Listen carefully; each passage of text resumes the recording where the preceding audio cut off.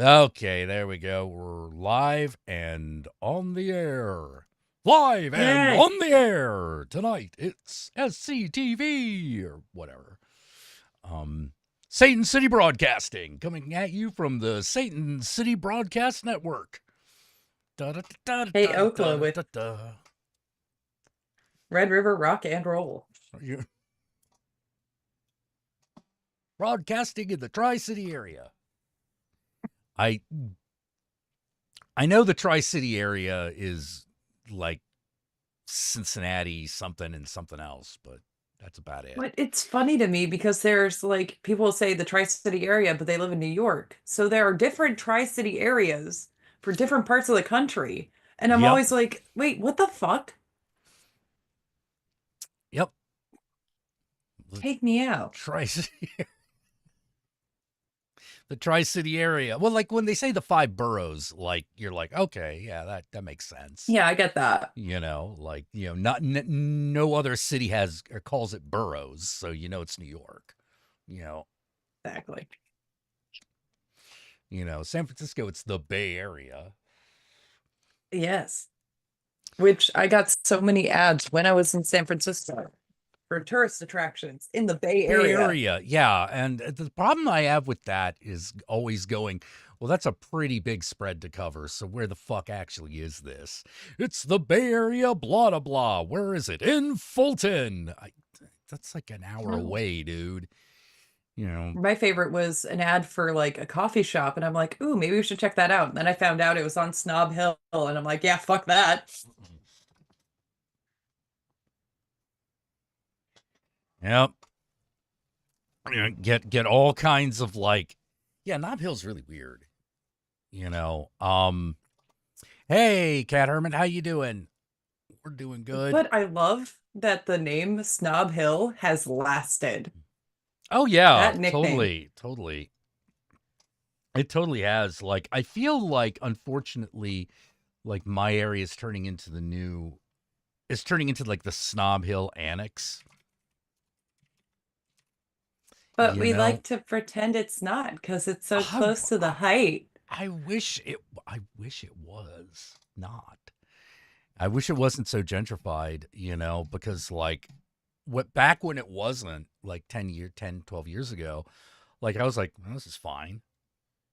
This is fine. Like nothing, but it just kept getting more and more gentrified. And it's just like soon, like your favorite barbecue place was gone. The local barbershop is entirely staffed by white guys, which freaked me the fuck out. There's actually Not what you want. there's actually this show done by Keith Knight called Woke, and it was all about. It's obviously semi autobiographical, where he is like this cartoonist who is denying his blackness until it hits him right in the face, you know, and he realizes, wait a minute, this whole fucking city is like become so gentrified. What the fuck happened? And one of the ways he finds it is that he goes to a barber shop, like, and it looks like a black barber shop, but it's all white guys. Oh my God. And he fucking loses his mind to the point where he tries to throw a trash can into the front window, but it doesn't work because all the trash cans in San Francisco are plastic. Forgot about that. Yeah. God, I want to go back out there. Damn it. Yeah. It's But get this. My yeah. work is so fucked up, they can't figure out how to take my weekend I usually work, give me vacation time for it, and have it covered. Oh God, yeah. Let alone what they did to me fucking yesterday, which I'm not even sure is legal. Yeah, didn't you have the day off and then they were like, "No, you have to come in." Um, I called off. I was trying to call off, and I'm like, look, I don't feel good. I was, I'm headachy, I'm vomiting, I just don't feel like coming in. Wasn't fucking true, but at the same time, I'm allowed a fucking day off. And they went, do you know what your points are? And I'm like, yeah, got 2 points back. I'm getting another one on the 30th. Should have 3 full points to use. Hello. Well, I know you're feeling ill, but we'd prefer it if you'd come in, make sure everyone else comes in, and then you can go home.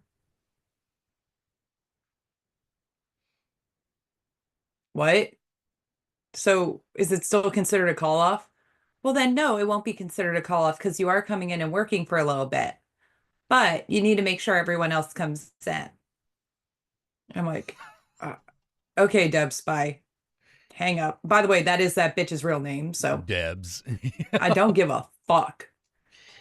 This Oh place, my God. our new manager, like, so much shit has just gone downhill with her that it's like, man, if you ever find me online and you see me talking shit, please fire my ass. Just go ahead. I was alone, like on shift. Our nurse calls off, right? Hmm. I'm working an aid shift. I'm like, that's fine. Okay, your supervisor's coming in and working as the nurse. Cool, cool. I'll keep working the aid shift. It's fine. Other girl that was working the floor with me leaves at 3 a.m. There were two of us downstairs, two people upstairs Mm, for 34 people. that's not a good ratio. So 3 a.m., I'm looking around. The nurses have traded off. And I'm wondering, what the fuck am I going to do? So I put on some Swedish death metal and I took care of 34 people. One big circle around the building. Everyone's getting what they get. If you're fucking asleep, if you don't respond to your name, I'm so sorry. You're getting passed up until the end. Bye bye. Have a great night. Boom. Try to call off the next day. Yeah, could you imagine I might be fucking exhausted after you fucked me? Ugh. No, can you still come in? That'd be great. Thank you. Oh, geez. Bitch. I oh God. I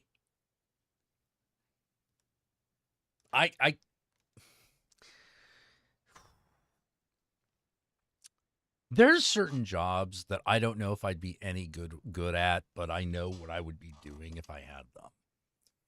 Any job where I have to walk around, like, and this in whatever capacity, doesn't matter if I'm a doctor, or a nurse, or the fucking janitor. Hmm. I could just be a clerk. If I'm in a hospital, a mall, or um hospital, a mall, or like night watchman at something, I'm wandering around looking for zombies. Dude. Yes. Or I try to make friends with the possums in the back and the raccoons. Mm. That's another part of my night. Yeah. Because like you can only look for zombies for so long before you get bored of not finding them. Yeah. Or ghosts. I Ghosts. Yeah, keep that's another one. I'm like, too many people died at this building for it not to be haunted as shit. Come on. Yeah. There's got to be one ghost here. Probably just some asshole who didn't nobody cared, died by himself, and he's just like, hey, you. And he's just got like a ghostly call button that just keeps going off. Bam, bam, bam, bam, bam, bam, bam, bam. DeBel I'm sorry, somebody said DeBelzebub, and I'm like, holy fuck, I The love bells. this name. I'm taking that. Thank you, sir. That's a gift. Um, but it's so funny because there have been days where I've showed up just like this. They call me in last minute. I'm like, well, you're getting me in fucking street clothes because, dude, you called me last minute. And then it's like, yeah, am I in an Iron Maiden shirt? Fuck yes, I'm in an Iron Maiden shirt and leather pants. Do you want me to help or not? Yeah. Yeah. Seemed to Well, me over the phone you were fucking desperate. So, one of the things that always bothers me is when I like being called when it's urgent. It's like, quick, we need this done. Okay. I feel useful when that happens. yeah. But I don't like, yeah, could you just be here just in case? No. I'd rather not. Like, is is the chances that you're gonna need me fairly strong? Because like, or is it one of those like, well, we just need another person on the schedule? Well, that's another thing that my work has been doing under the new manager. Oh, I don't want to work upstairs. Well, I already started my round, so I don't feel like moving. Get fucked? yeah. No, I'm in the middle of Rachel, take the something here. keys, go upstairs. Take the keys and go upstairs. No, she can, if she wants to stay down here, it's not worth the fuss.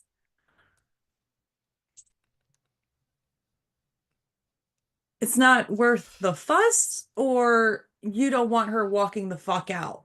Because I would rather her walk the fuck out.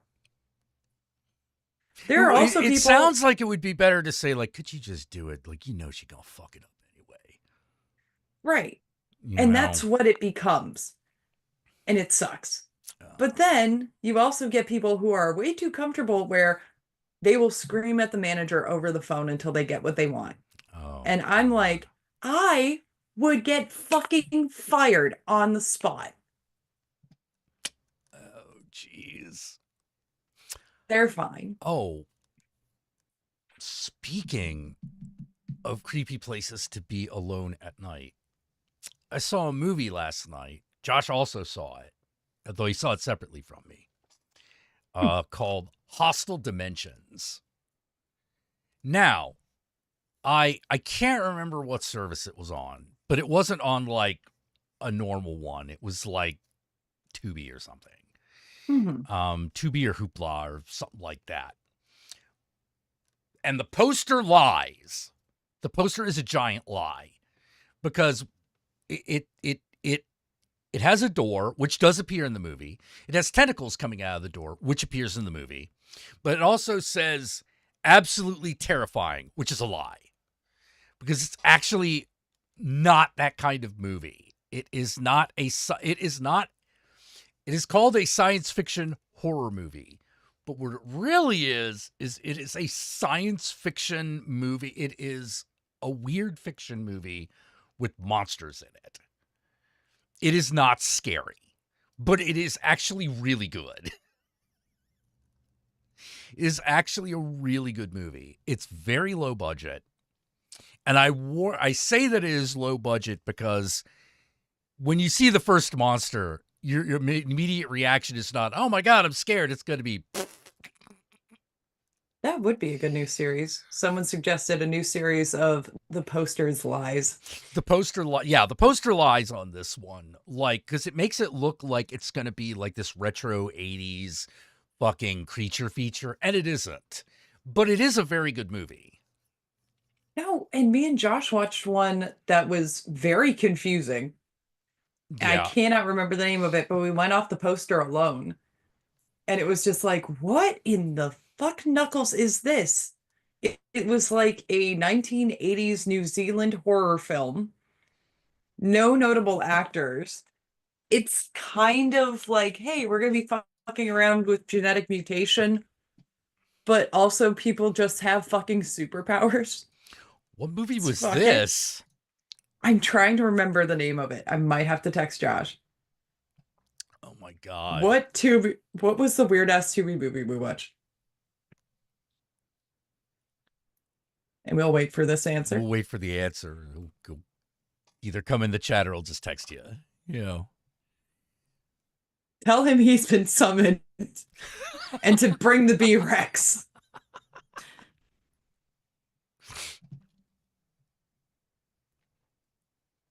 Yeah,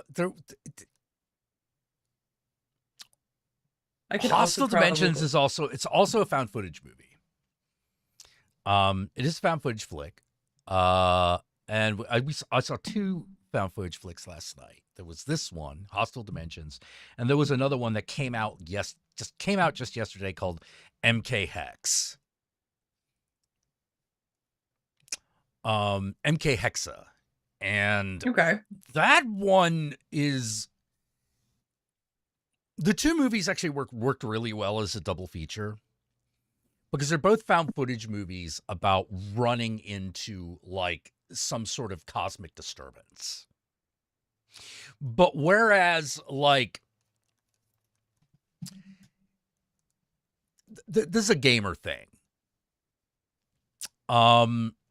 If Hostile Dimensions feels like a Mage the Ascension game, because it's about people figuring out, okay, this is how the magical thing works. And by the end of it, someone becomes the master of two worlds, and they can like, they figured it out roughly, like good enough to get the job done. So it's essentially an adventure story. MK Hex is Call of Cthulhu, where it's just sort of like, no, it's just bad. It's just all bad. Nice. Like you fucking seen the Elder God now. It's over. It's just, you're just running out the clock until you're done. It was definitely one of those movies where I sat there and went, wow, you were just fucked from the word go. There was no way out for you. It's just evil. I really liked it. I really liked it. It's a good movie. Josh just showed me Lord of Illusions based off of a drop in a metal song, and it was very nice. I was Lord of not. Illusions? That's a good movie. Yes. Yeah. The song is by Repugnant. This version only shows up on a compilation of Swedish death metal, and it opens up with Jesus Christ, what is that sound? Wait, Jesus Christ, what's going on in there? Judging by the sound, they just resurrected him. Fuck, guitar, Yeah. drums, immediate screaming. And it's like, I love this. What the fuck was this from? Yeah. But it's like, I'm like, this voice, they sound very familiar. I don't know what the fuck. And then I played it for Josh, and he's like, let me look it up. And I was looking up the quote. He looked up the fucking song and found it out. And I'm like, oh, thank God. Oh, okay. So he was way smarter because my brain only works one way and his works in multiple directions. Fucking Wonka Vader brain against my ADD, where it's like, no, this problem has been solved this way before. Why isn't it working now? Oh, right. And it ended up being Lord of Illusions. And then I'm like, I actually have never seen that film, so I don't know why that quote's so familiar. Oh, wait, it's Scott Bakula talking to Benny from the fucking Mummy? Yeah. Oh. Oh. Yeah, so you recognized the voices, you just didn't recognize the quote. Well, it's like, oh God, for the longest time, Liked it. For the longest time, there's an Electric Hellfire Club song that I really love, it's just called Prince of Darkness. It just starts out with this quote, and it's obviously a black woman saying it. It's like, who was that man? Oh, that's Lucifer. Oh, Satan himself. I knew it. And it's a really fun quote, but I'm like, that's clearly from a movie. And it's from a movie I don't know. How do I not know this movie? Whatever the fuck it is. And through Flashman, I found out that the movie is called Petey Wheatstraw, the Devil's Son-in-Law. Hold the fucking phone. I have that on disc. Yeah. Petey Wheatstraw, the Devil's Son-in-Law. Seriously, okay. I can't believe I'm about to show this fucking shit on screen, but get to show my little bit of my blaxploitation collection because I appreciate the genre. I even remember the day I was born. This in gets the to night be of part that of the great dowry dark Florida for storm. Josh, if the day ever comes. But the Dolomite collection in the cheetah print box. Oh, does that actually contain Petey Wheatstraw, Devil's Son-in-Law? Yes, it does. Oh my God. Oh my God. You get Live at the Wetlands. Ooh. Rudy Ray Moore Raw. Oh, ooh. Dolomite, the Legend, Rooter and Batter. Petey Wheatstraw, the Devil's Son-in-Law. And I assume Dolomite and the Human Tornado. Dolomite, the Human Tornado. And my personal favorite, Godfather of the Disco. I think for some reason, actually... my favorite, I think, is probably Human Tornado. Human Tornado has one of my favorite lines in a fucking movie ever, which is, "He made me do it. Bitch, are Bitch, you you for for real?" real? Jumps out the window. Yeah, yeah. Actually, my favorite line in that happens, I think, very soon after, where he jumps over a fucking hedge and rolls downhill. He's like, "Oh, you thought I didn't do my own stunts? Well, you gotta see this again." And it reverses. That one's so fucking good. I love it. Oh my God. But yeah, and also, I feel like I need to point this out because it also involves that no good Derval Martin. Um, that Dolomite, they're dealing with corruption from their white evil mayor, Mr. Whitey. Right. Swear to God, his name is something like that. Oh yeah, yeah. No, no, no, no, no. You can look. Never let it be said that Rudy Raymore was subtle. It's Taffy Lewis from Blade Oh Runner. my Can't you God. see this man is dry? Dry. Hey, the man looks dry. You mean to tell me I've seen Taffy Lewis topless? Oh God. But yeah, Rudy Ray Moore from Akron, lived in Akron his entire fucking life. God bless him. Yeah. Um, and I'm like, that's like an hour and a half away from me. Holy shit. I live near the legend. Yeah, I didn't. Oh, I did. I always assumed Rudy Raymore lived somewhere in Southern California. You know, I just assumed. You know, probably because the places they were filming looked like Southern California. I'm sorry. And then Godfather of the Disco, someone's talking about it. But I mean, where is Bucky and how much has he had? Has he had? That's so fucking good. Like anytime I put those movies on, it's instant. Like I'm talking about them and it's just instant smiles. It just Well, it's even like, the Eddie Murphy movie about Rudy Ray oh, Moore. that yeah, the Eddie Murphy movie about Rudy Raymore is great. You know, the only thing that like they didn't really go into, uh, which is one I wish I want some documentary to actually go into it because like it's one of the things that makes Rudy Raymore real interesting. He was gay. A lot of people didn't know that. Don't know that. You know, like he was queer. And the reason I kind of want that to be a little bit more well known is because I found myself going, I knew it. I knew there was some sort of connection between Rudy Raymore and John Waters.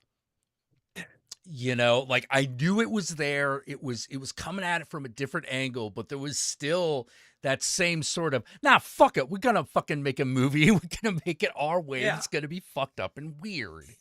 You know, But also doing the over sexualized, yeah, every woman wants to fuck me and I will fuck them proper. yeah, Tends to be an overcompensation gay thing, which is fine. which is It was a fine thing to, because but the thing that was so interesting about it was that the the people around him knew. yeah. The people around him knew. And, you know, much like with John Waters, although we could argue that John Waters hit it a lot worse, but there was something there is this aspect of queer filmmaking where that tends to happen. Uh there's actually it so tends to happen that fucking excuse me. Uh Orson Welles made a movie about it. He made a movie called The Other Side of the Wind, which was a lost picture for a very long time.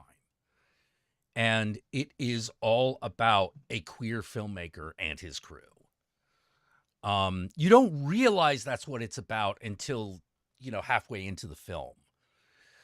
But it really is about like, no, you got this filmmaker, he's got his crew around them, and the thing that they all have in common is that they know the director's gay. Some of them are gay themselves, some of them aren't, but they're all really like they're his crew, they're his posse.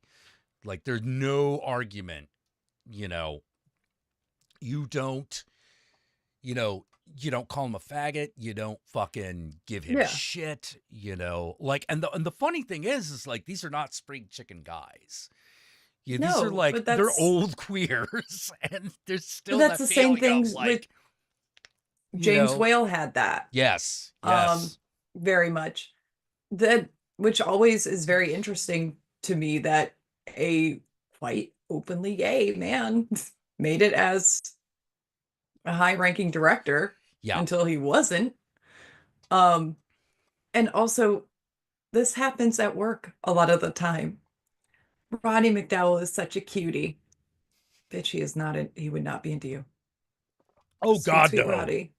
no, no, no, no. Him You and his know, roommate, Tab Hunter, for many years. Matt had a pink goddamn bathroom, and you're gonna tell no, no, no, no. no. Like, Or the women that like lust after Raymond Burr. I don't have the oh, heart to Ram tell Burr was Granny. gay as hell. Yeah, yeah, yeah, Don't limp your wrist at me, sir. I'm sorry. The fuck? yeah. You No, know, that was gay. Very, very gay. yeah, very gay. And that's it. One of the things that like kind of fascinates me about it is there is this kind of gangster mindset. This is kind of gangster mindset when it comes to a lot of queer filmmakers, particularly like in the ages before, like Yeah. it was a bit more accepted. There's a lot more of the like, oh no, you don't do that. Who you gonna like in many ways. I'll say this. I'll say this for the conservatives. They're not there is kind of a gay there are kind of gay mafias.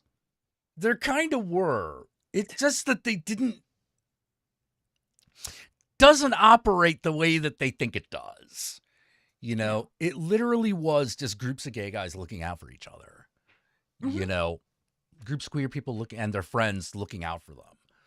You know, because and of course like Russell and of Lancaster course was married to a gay man and basically said, "Hey, he came home to me at the end of the day. What do I care what he did in his off time?" Like, bless you, Bride of Frankenstein, Nanny. What and was your her? husband, What was Charles her? Lawton. What was her name in Mary Poppins? Nanny. Nanny Vera. Yeah. Just something like Nanny Vera. And Katie it's like, Nana. yeah, That was it. She was Katie Nana. Yeah, that's the it's like, Bride of yeah, man. Frankenstein, baby. That's the Bride of Frankenstein, and she was married to a gay man for many, many years and loved him dearly, and best beard on the planet. God bless her. Look, There's a you rainbow realize, Charles, mafia. In a way, yes. In a way, yes. You I know, love my dead gay husband. I good. mean, shit. Came home to me. I really don't give a fuck what he did in his off time. God bless you, sister.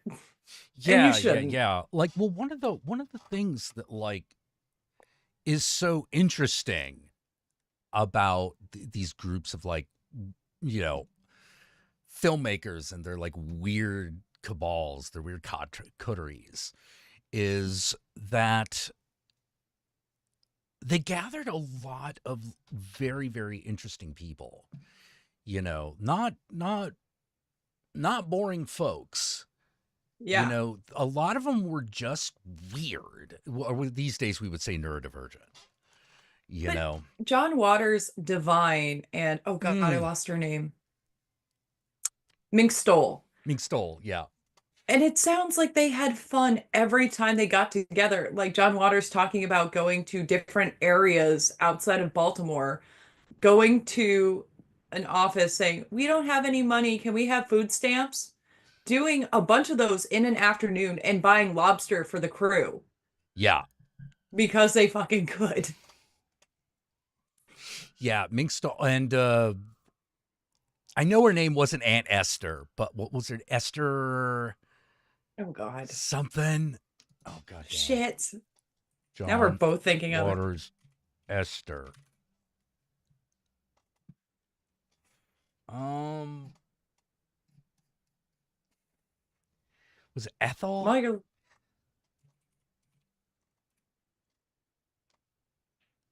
Nope.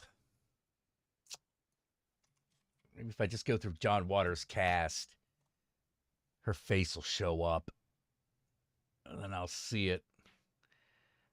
All right. Well, I know she was in Edith female, so Massey. Edith Massey. Yes. All I did was look up Egg Lady from Pink Flamingos. But even like, and you see it, I think more now with Rob Zombie. Like, this actor hasn't worked in forever. I'm gonna give him a fucking job. And that's how Yeah. we're gonna make House of a Thousand Corpses. Oh And yeah. being brilliant. Which reminded me, there's a guy at work, sweet dude, younger dude, has cancer, sadly. Oh. But there's a guy that comes out of a room. I didn't even see where I mean, I'm at the nurse's station writing out something. And this guy goes past, tries to get to the front door. It's locked. And he starts cursing at the front door and hitting the code key again and not getting through. And I turn and I like go to the door. And this fucker looks exactly like Michael J. Pollard in House of a Thousand Corpses. And I'm like, whoa, you're about to tell me about a kid that sucked Dr. Zayas halfway up their asshole, right? Yeah. Yeah. And he's like, God damn, door, you're changing the code every other fucking day. And I'm like, I'm so sorry, sir. Right. And I'm like, I type the code. I'm like, he's like, I understand. I've worked security. I'm a cop, blah, blah, blah. And he goes out and he's still talking to me as he's walking out to the fucking parking lot. And I'm like, have a nice day, sir. Who the fuck was that? Oh, that was Justin's stepdad. And I immediately run to this kid's room. And I'm like, you mean to tell me your stepdad was just here? And he's like, yeah, why? You have a stepdad that looks exactly like the dude that's selling porn pics to Captain Spaulding as a stepdad, and you didn't think to tell me. And I know he's a Rob Zombie fan, he's a metal fan, he's a House of the Corpses fan, and he just looks at me and he goes, "That's my fucking stepdad. I have to look at him. You can't tell me shit like that." I ruined this guy's He relationship kind with of his puts it stepdad. next to his eyeball and twists it. Yeah. I love Michael J. Pollard. That is a saint in my book. Little wick dick places. Prick. Don't the smell just make you sick? Shut up. I hate that song. He sold drugs to the Robinson children on Lost in Space. Mmm. Well, really, it was incense that made you smarter. It chose drugs. He was gonna bonk bonk Captain Kirk. He's in Bonnie and fucking Clyde, as well Oh, as a myriad yeah. of other films. Yeah. He's the one that gets the chick tattooed on his chest and sells them out at the end. Michael J. fucking Pollard. Man. Pull him from obscurity, put him in my movie to talk about pencils near eyeballs.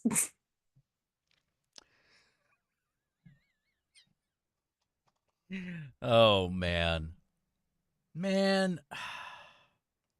Best response ever. Yes.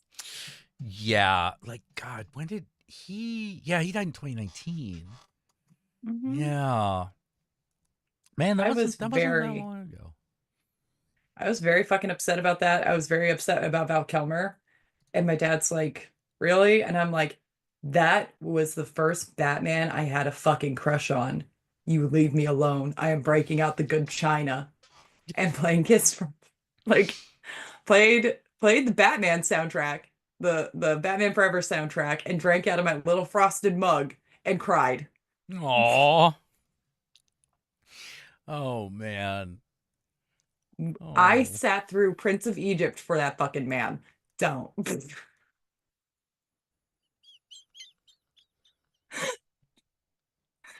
Yeah, it's not a very good movie. No, it's not. You know, it's not very good. Jesus Christ. You know, had a lot of star The power, had tons of star power. It just didn't matter. It's still not the good. amount of dumb shit I have done because I like somebody and yeah, I'm gonna watch their entire filmography. Oh boy, was that bad. Anyway, on to the next one. Jeez. What was it's I've been trying to figure out what to do. I've been trying to figure out what to do with my life.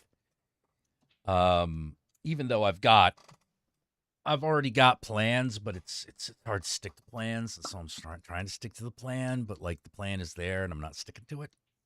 Yeah. You know, um, I'm thinking about changing my whole life too. So, yeah, yeah. Well, I'm not. Well, here's what I'm actually trying to do. I'm trying to change my life so that I could stick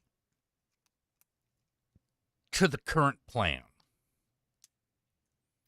But I also realize, and this is the bitch of it, if it becomes a drudgery, I immediately have to change. Because if it becomes a drudgery, that just means it's something that doesn't get done anyway, and I'm wasting time. Um, that is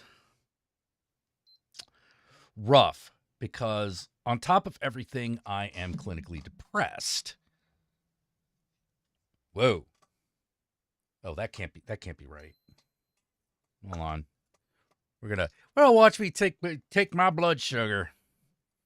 AccuCheck time. I can check time. Yeah. All right. Let's see. Your blood sugar is 4. The fuck? Come on. Yikes. My blood sugar is high. It's like 233. Yeah, that's high. Yeah. Okay. What time is it? Oh, well, that'll be part of it. It's time to take the other metformin. That'll help. About to ask, have you taken your insulin? Yeah, well, I'm not on insulin yet, but like, yeah. I don't want to have to be, but man, Yeah. it is. I shouldn't have had that tater tot. Um, water. Yeah. Yeah. Luckily, I got a got some water right here. All right. So if I start feeling like faint, It's over. it's not good. Um, I know. so what, like, whoo?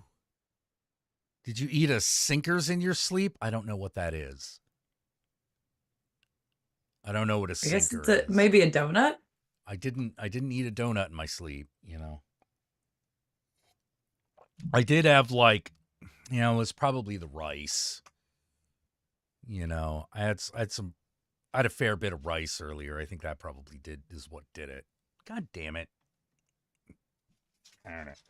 Mm. Huh. If you let some blood out on the finger Oh, first. Snickers. Oh, Snickers. No, I did not eat a Snickers in my sleep. Let's see. Wipe You're and then go not to a you and you're different hungry. drop. Yeah, you're not you and you're hungry. Yeah. I took it twice. That's why I took it twice. The first one was like, ugh, and then the second one was exactly the same, different drops. So it's like, oh, well, okay. I guess that's where we are then. You know, and Ugh. now I just want to take it again, Just triple check it. triple check it. Why not? It's Um, well, he's doing that, everyone. I got Satanized the other night and got to take a poster home, so that's right over my shoulder. Um, and that new album is fine. It's good. It's growing on me. I like it. It's fine. Um, God. I still haven't finished listening to the album. no, I Okay. All right, we're dropping. We're dropping. That's good. good. You know. Um, I had the worst experience of my life. Oh, Um, geez. there was a no, emotionally, it just fucked me up. And it was like, there's somebody fucking with my Spotify right now. This is not normal. Um, I had a resident and he was, oh my God, for the entire year I've been in this building, he has just been the sweetest thing. And I've watched him slowly decline. He started out with everybody was his girlfriend. I would Okay. tell everybody, you're my girlfriend. Can't wait to show you off, baby. And I'm like, oh, stop. And, me and the other, when I needed help moving him or whatever, he'd be like, oh, my girlfriends are here. Your girlfriends? How scandalous. And we'd like play fight, whatever, and make him laugh because we were all his girlfriend. Right. And every morning when he woke up, he'd do, hello, baby, like the Big Bopper. And just great. And he was actively passing. Oh. And I was downstairs, he was upstairs. So I kept going up to check on him. Like coming back in from a cigarette break, take the back stairs, go up to his room, sit with him for a minute. You know, I have the hardcore belief that I don't think anyone should pass alone. It Right. happens, but I try to make sure it doesn't. Um, and a lot of times families will show up and they'll stay as long as they can, but this was just making it through the night. And the last song in the fucking album, which is all about saying goodbye and death and leaving, Oh. starts to play on my fucking Spotify as I'm leaving his room. And I'm like, Oh. then it's followed by Pro Memora. And I'm like, God. I'm just gonna go take another break and cry. The fuck? Oh my God. Oh. No, Spotify, you're You're evil. evil. Oh I man. didn't want to feel things. Yeah. That is a nice belief. I have been able to do that though, be there for someone in their when they're in the dying mode, 5 times out Mm. of 15 people that have passed on my shift. So, I mean, the average ain't great, but it's pretty good. And one of them happened on fucking Christmas Day. Oh. The daughter came in, said, my mom's actively passing. Can you guys just keep checking on her throughout the night? We're like, fine. Me and the nurse decide we're going to keep checking on her. And they're running the 24-hour Christmas story marathon. And that's what's going on in her room. So me and this nurse are going to trade off sitting in her room for half-hour spats at a time, go do some work. And, that's how our night went.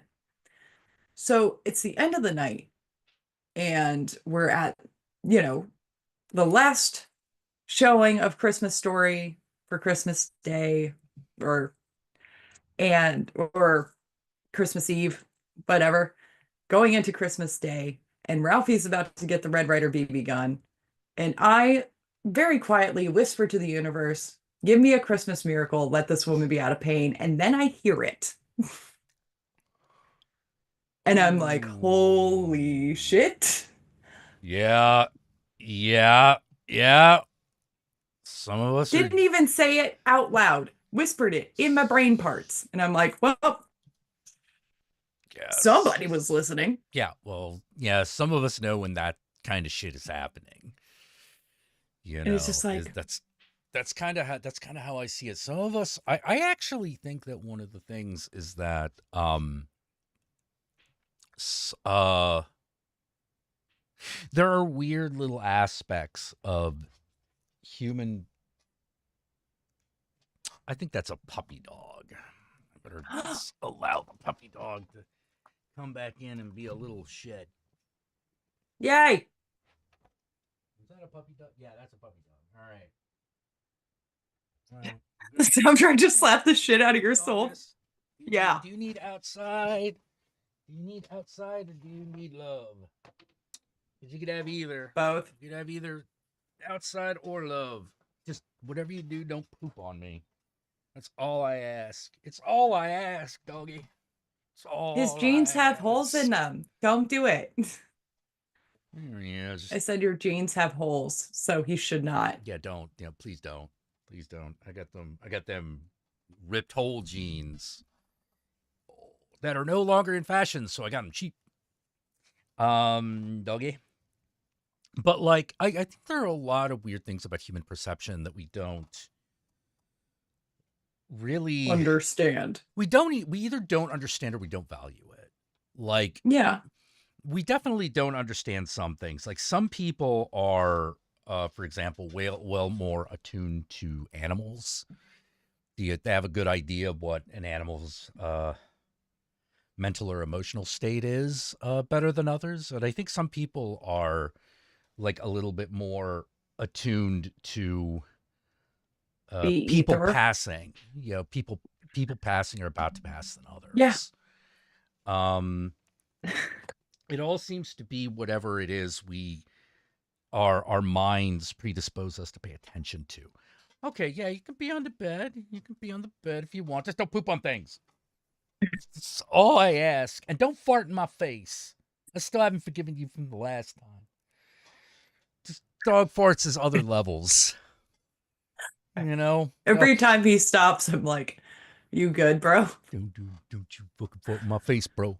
But That's not gonna there go. was there was one fucking week when I worked with the nuns that it was like I was the last person to see all of these people alive.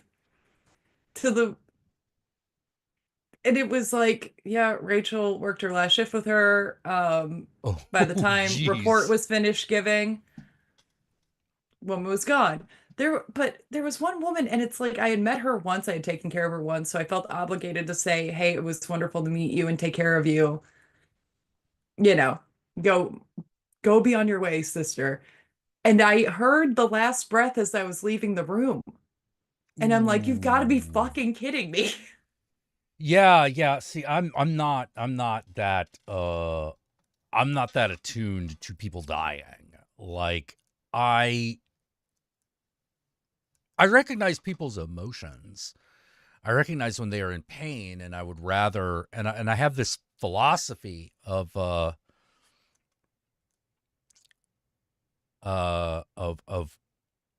care when people are about ready to pass, which is, look, man, you could do everything right, Yeah. but there's no reason to torture them over it. What And there, more do you want from these people? They're like 90, yeah, you there was know? one family that was dead set on keeping a 98-year-old woman alive. And we had to take her daughter aside and go, your mom is taking her last breath. You have her as a CPR. Do you know what Yeah. happens when we do CPR on a 98-year-old? We are going to crack all of her ribs. Yeah. Chances of restarting her heart are low.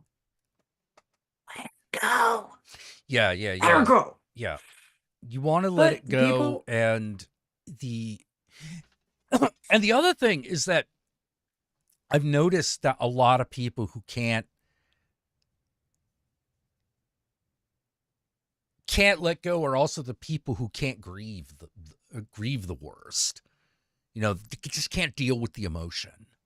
yeah, You know, um, which is upsetting in a whole other way, because like the first instinct uh that they'll usually go to is denial. Not denial that the person is dead, but denial that they need to like fucking just emotionally cope with it. That yes. that takes time, and you can't rush it. You can't rush it. Nope. And that always fucking that always fucking weirded me out. And for some reason, my brain makes this odd connection between a lot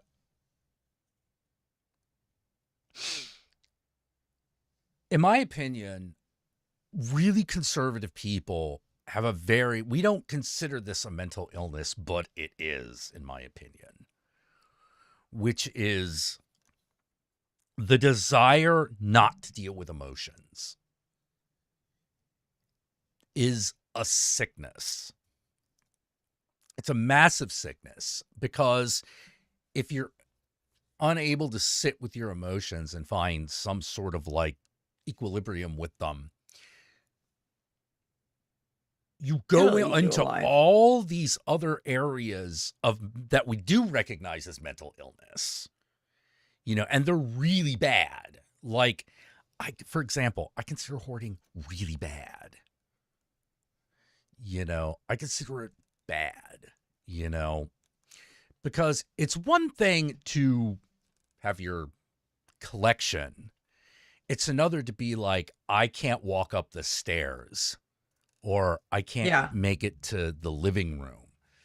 You know, that I can't is, throw away this water bottle. I might need it for something. yeah, exactly. Exactly. Because at that point, you're like, you always, because I always find myself going like, well, no, no, no, no, no. At some point, you got to go, what am I doing? Yeah. Like, what am I doing? This makes no sense. You know, no, it's And not called being a sociopath. Although that is another potential symptom.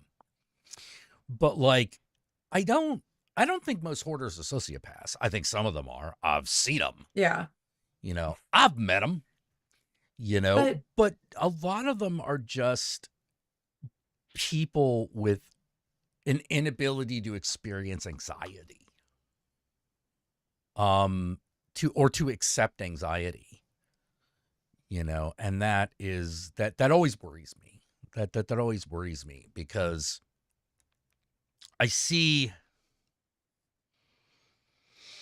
I see what it does. Like this one person I knew, and it goes in weird directions. That's the other thing. Like, normally when you think of hoarding, you think of like,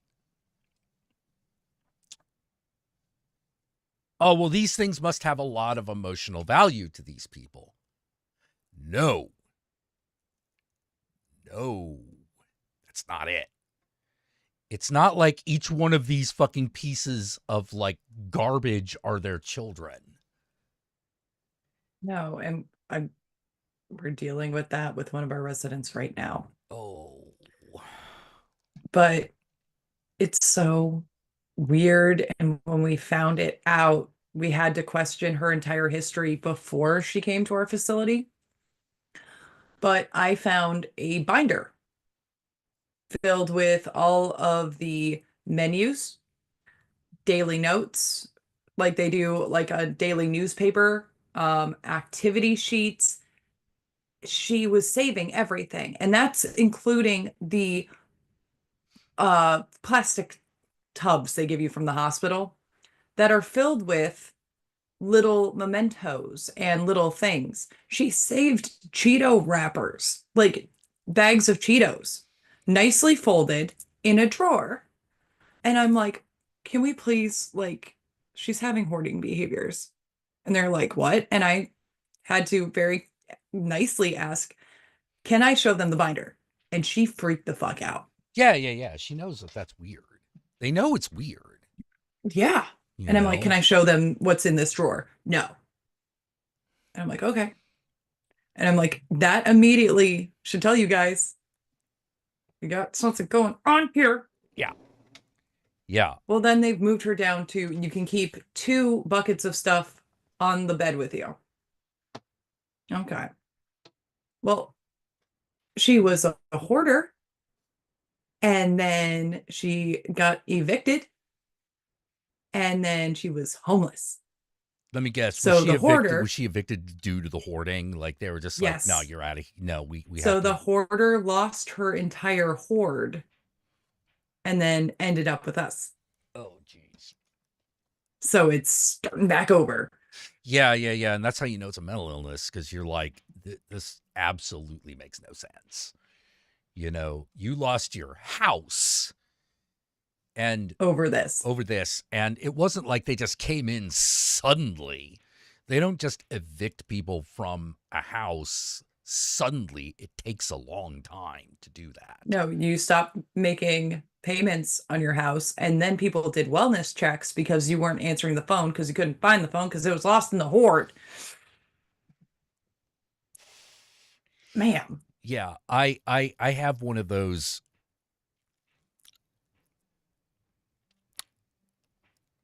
Once there is too much stuff, I go insane. I have to just start throwing things. Like I will start to go crazy. Like if I see too many dishes in the thing, my immediate thought is I should throw these dishes away and get new ones because we have 12 dishes. None of them match. You know, and then my brain will start sparking, you know. I feel that way with my own shit, you know. I constantly go through shit like, do I even remember having this? No. If I didn't remember No. having it, then obviously I didn't care, you know. And I'm trying to curb behaviors in my son that I'm seeing where it's like, no, I like that toy. You haven't played with it for months. It's missing an arm and a leg. You don't need it. Yeah, you either don't need it or yeah, you don't need it. Or you got to at least put it away, And I'm you like, know. I had to start taking his toys, putting them in bins while he was asleep because he would Mm. freak out so hard. And it's like, Mm. this is a teething monkey that you got when you were 2. Yeah, like We're not hanging on to this. I remodeled his bedroom recently.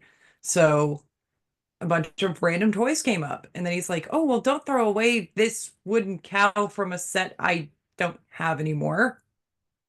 mm. Yeah, I have a few things that I've had my entire life and when they finally are irrecoverable, I will be sad, Yes. you know. But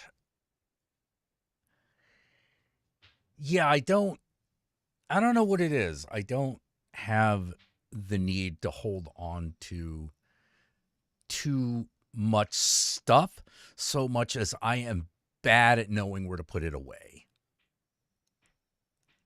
I just buy more shelves. I have run out of walls to put shelves on. Um, Bookcases yeah. and Well, stuff. I'm looking around at mm, I've got records, books, DVDs, CDs, random trinkets, can a you vase full of can Lego you walk flowers. to the kitchen and the bathroom without Yes. okay, see there's the important thing. You know, there's cuz I've seen the difference between stuff and a hoard. Like my friend Anthony had a lot of stuff. Um but a friend of mine whose house we had to clean out had a hoard. And I found myself constantly going, we have 5 boxes of bobby pins here. We don't need to go through them. Throw it out. But like everyone and this wasn't I mean the person had passed so we didn't have to deal with their emotional hangups. But some of the people that were helping pull the hoard out was like, "No, we have to go through this." I'm like, "Fuck going through Oh it. my It's God. all worthless. Just throw it out." Hire My aunt, oh, you're reminding me of core childhood memory. My, okay, my dad's real father died in the 80s, so I never got to meet him. Okay.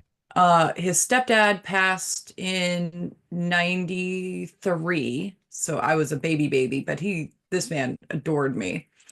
My great grandmother passed in 97, and my dad's mother passed in 96. My little brother wasn't born yet. That's how I remember this. But we had to go through Grammy's house Mhm. and pick out the stuff we wanted if we wanted anything, divvy up the house. Right. And my aunt tried to make it fun for me by buying a bunch of cherry cola because I like the Savage Garden song and saying chicken cherry cola. I hated cherry cola. Not the point. I was a little kid. I was about Right. 5. Um, but my older aunt was emotionally fine. You know, mom's, my grandmother had I think esophageal cancer or something. Mm. But she had beat it, got it again, was done. I'm not doing chemo. I'm done. Thank you. I'd rather be with my husband's. Take me out. And my dad And his eldest sister understood this. Middle sister could not understand, could not Mm. get it through her fucking head. So grandma finally passes. She's emotionally distraught and over everything. And my grandmother had a very racist lamp of a little Indian boy holding up two jugs. It was blackface. You can find, Wow. we found it on eBay. You can get it for a cool 50. And then Yikes. she's like, I remember when she bought this lamp. And I must have said something.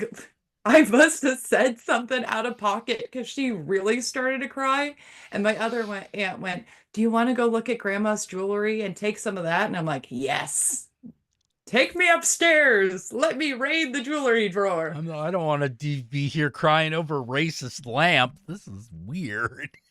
And I walked back down those stairs covered in costume jewelry, purses, necklaces. I looked like a fucking pirate that had just discovered a hoard. I was like, no, these 10 necklaces, they're mine. This purse, this compact, this lipstick, they're mine. With Oh giant my clip-on earrings, God. just walking out of the house. As she's still crying, and my dad's telling her, it's a fucking lamp. Jesus Christ, I'll take the fucking lamp. And we lived with it. We left it in the house when we moved out. So then someone else got gifted the racist lamp. It was kitschy. It was one of those kitschy things. But then my dad's like, hey, Roseanne, do you want the 6 foot tall fucking vase that's sitting in the doorway? No? Cool. Do you want the 4 foot tall religious statues that are peppered throughout the house and lawn? No? Cool. Everyone else could handle. Dude, I can't remember which saint is holding fucking eyeballs, but the woman had me weeding her garden, and that motherfucker pops out at me at fucking 4, and I was curled up in a ball crying.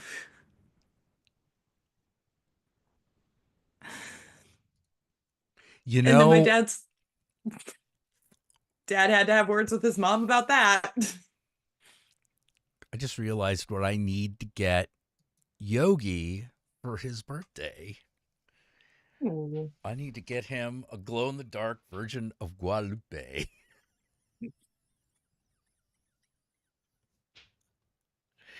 because he loves kitschy religious iconography. Oh my gosh. I You would, know, like I know one of the things that he's looking for that he kind of wants, but he kind of doesn't want because it's kind of messy is one of those Virgin Marys that have like the little oil drip oh my fucking God, around them. yes. Yes. It's like I kind of Oh my want God. that. I kind of don't want to clean it up if things go wrong. I vote that we pool our money and get him a Virgin Mary puppet like in Pecker.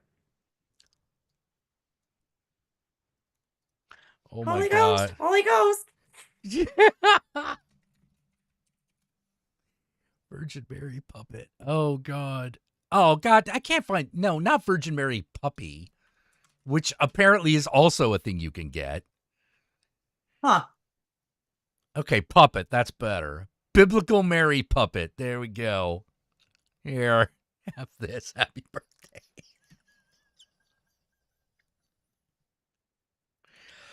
Pecker puppet. Might not want to look that one up. Penis puppet. Yay! Oh, these kind of suck.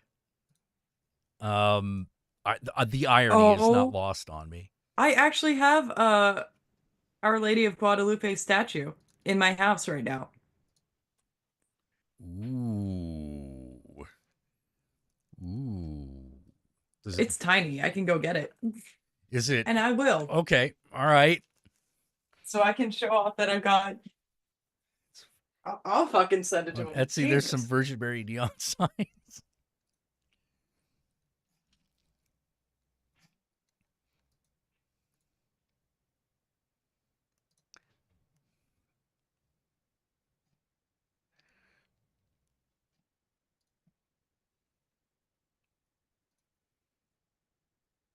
I get past the ghost store. Nice, nice, nice.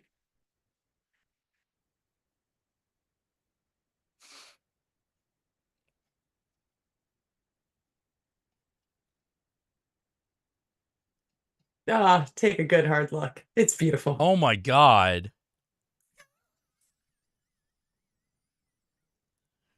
Oh my God. That does look cool. Yeah. Why do I have it? My mom put it in my son's room at some point. I think after I said, I don't really see the point in him having the full baptismal ceremony. I just had a priest at work do it in his sink. Oh my It God. still counts. It But, counts. You know? well, okay. I got very close, obviously, with priests and nuns that I worked with. Mm-hmm. At the time, I was pregnant with my son, and there was one guy named Father Elmer Marquard. I don't know if he's still alive. You can look him up. Elder Father Marquard? Father Elmer Marquard. Marquard. And I, Okay. Well, Marquard to you. yeah, you're goddamn Marquard. It sounds like a fucking species in Naked Lunch, It does, doesn't it? but I walked, I would take Tommy up to work because I was bored while I was on maternity leave, and it was fun to see the nuns play with a baby. And it wasn't like he wasn't doing well. He just, wasn't getting out of bed that often. Mm. And I said, look, they told me I can't, we had this big church at work.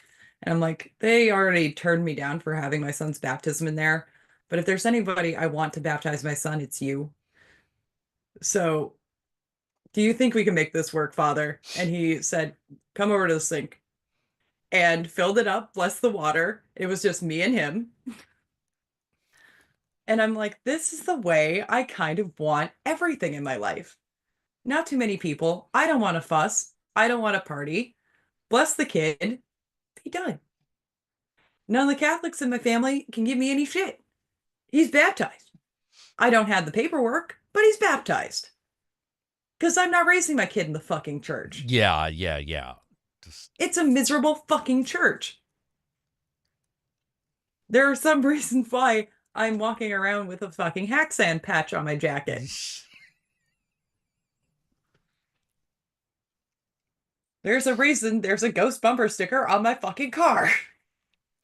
I I I'm actually still almost annoyed. I'm still annoyed. Not really, not really, but like still a little annoyed at uh someone I knew not liking the William S. Burroughs narrated version of Haxon because that is we absolutely my favorite version. we don't burn little old Oh, ladies ladies anymore. anymore.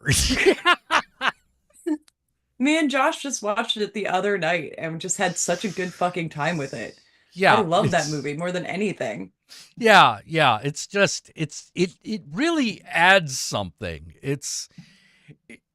I can't describe it. It's The just movie's already enough like trippy enough on its own, but then yeah. to add William Burroughs on top, it's just Oh yeah, mwah. it's masterful. It's beautiful. I I I want the Criterion collection that has both versions on it. The black and white and the colorized. I don't care what anyone says. I am Well, not you a want to black and white purist. Sometimes the worst version is the better version.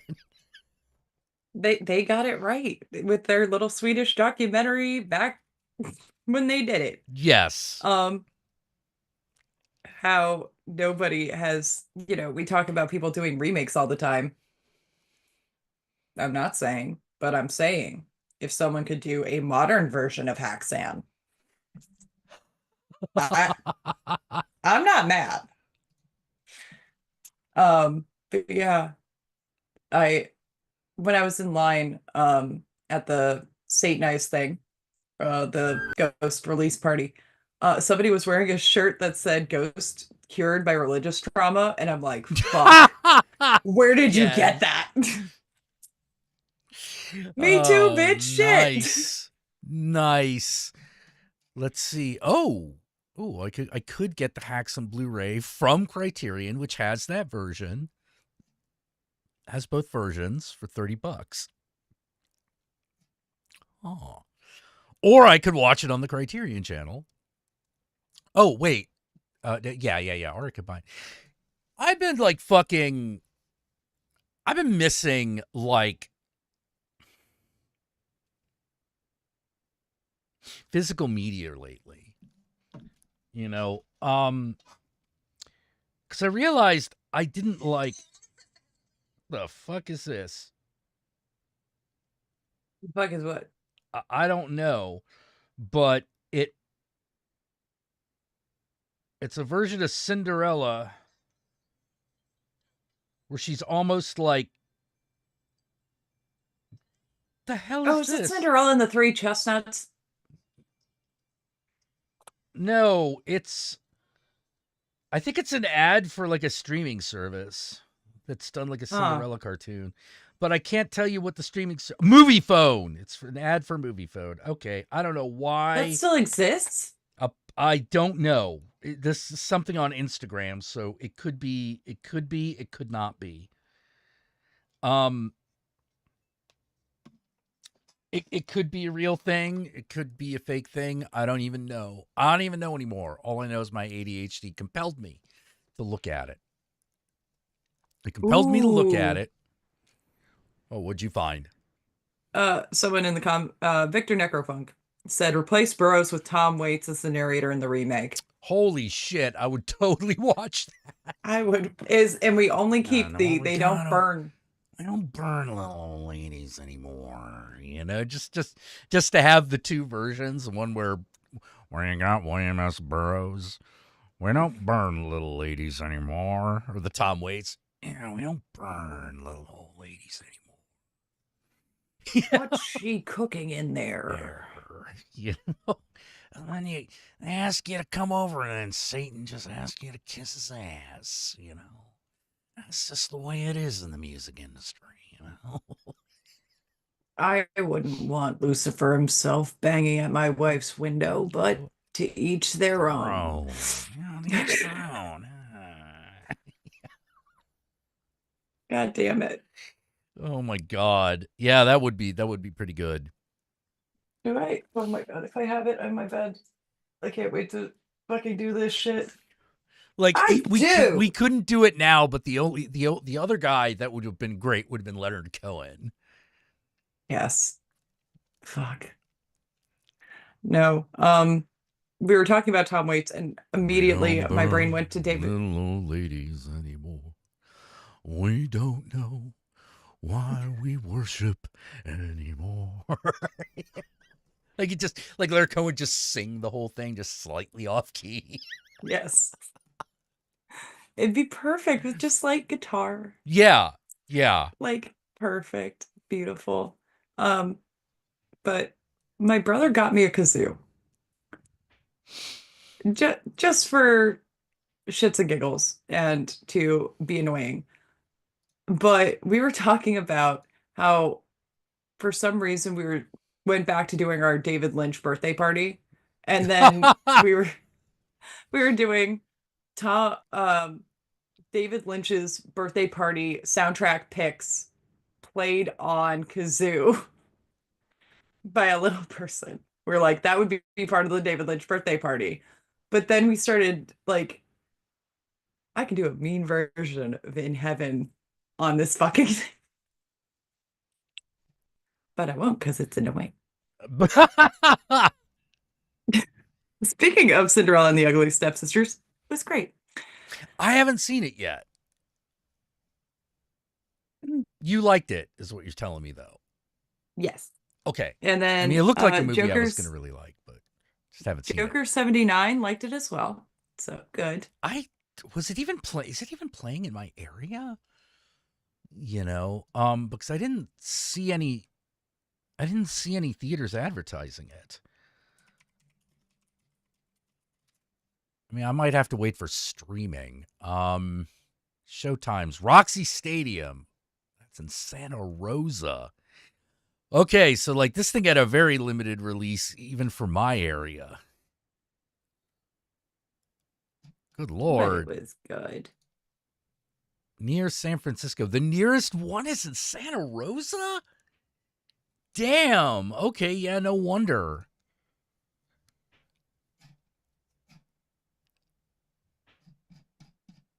Let's see. When is that good? Uh, I live When in a does that get a city, full isn't that? Aren't I? release? Aren't I supposed to? Aren't I supposed to be able to get these things when other people can't? Like the hell, I feel like watch now, stream free, 30 days. Wait, is it what?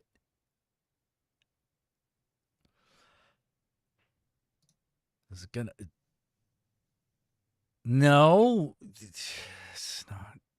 Shutter. Oh, okay. It's gonna be on Shutter on the Nice. 8th. Okay. Shutter on the 8th. I can do that. Um, you mean the porno version, Mousedon? Yeah, this is the porno version of Cinderella from 1977. I remember that. I remember that movie. I saw that a lot. You know, it goes on for a while. I'll say that. You know, um, Oh my God. There was a Grindhouse movie that was porn of like Disney princesses, and I'm trying to remember it. But I remember Mother Goose being involved. oh, I believe, um, had Little Bo Peep in it, didn't it? Yep. Okay, porn movie, Little Bo Peep. I think Little Bo Peep was like played by I Charo just or remember the something. trailer was great. No, not Little Bo Peep. That's not it. Porn movie 1970s storybook 70s. characters. Not Little Boy Peep, Little Bo Peep. Jesus. Oh, Oh, apparently it was just called Fairy Tales. fairy tales. Jesus. Yep. Yep. Damn it.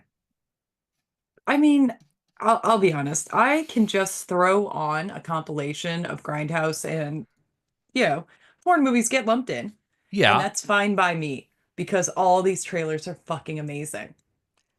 Every single one. The Doberman Gang. Great trailer. The Doberman Gang? I don't even remember this one.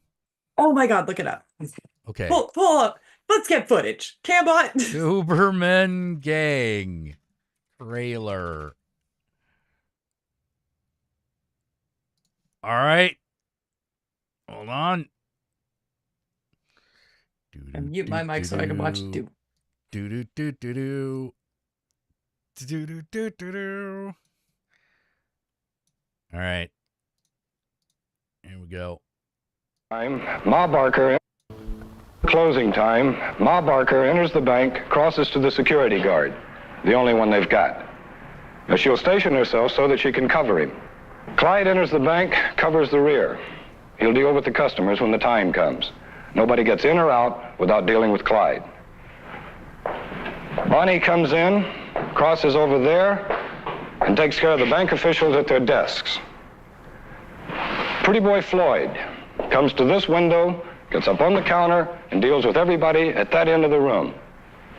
Babyface Nelson comes to this window and does the same thing with everybody at that end. Now Dillinger comes in. Dillinger has a note in his mouth. He crosses to teller window A. Not one of us is in that bank during the robbery.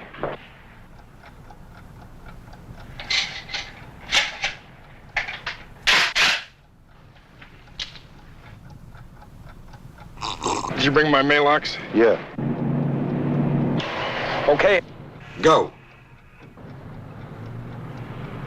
Dillinger.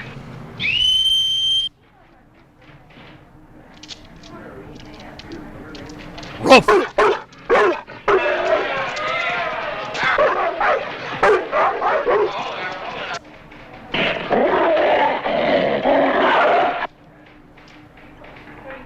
This is a holdup.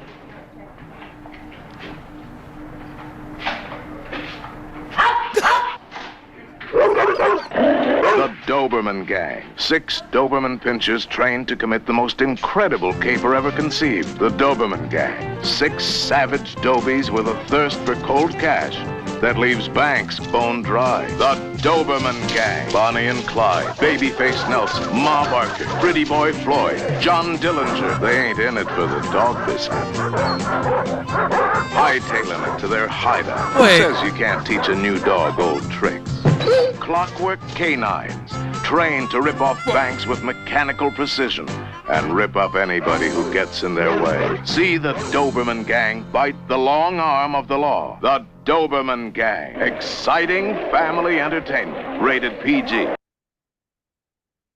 What? They're dogs and they rob banks.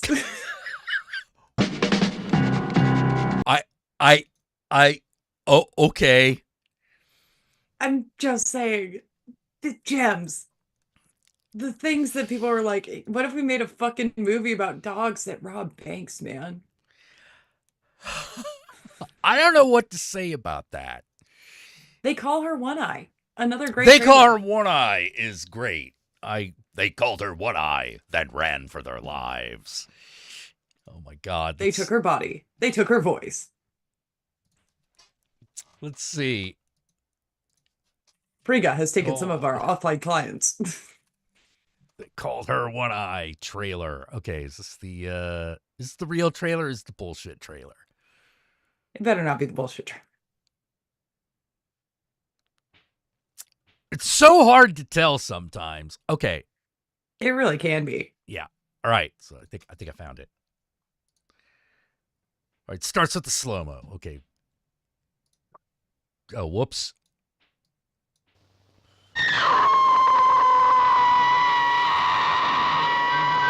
Bury Me an Angel. Another classic.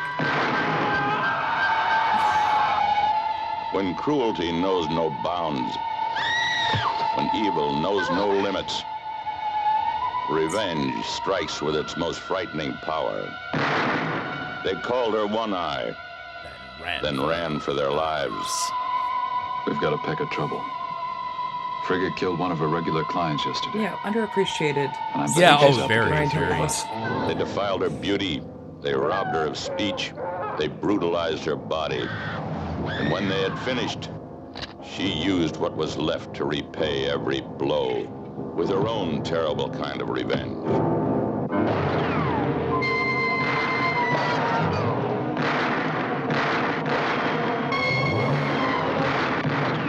Find out where she's getting her stuff and set her up. Then get rid of her.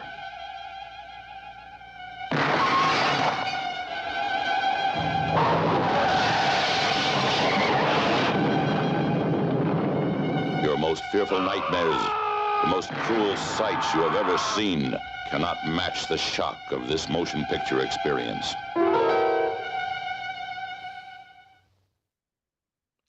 I can't remember. What was the original title? Was it Thriller or They Called Her One Eye? I think it was Thriller. Yeah. Man. Thriller. Okay, yeah, here's the other. Here's the other trailer, I think.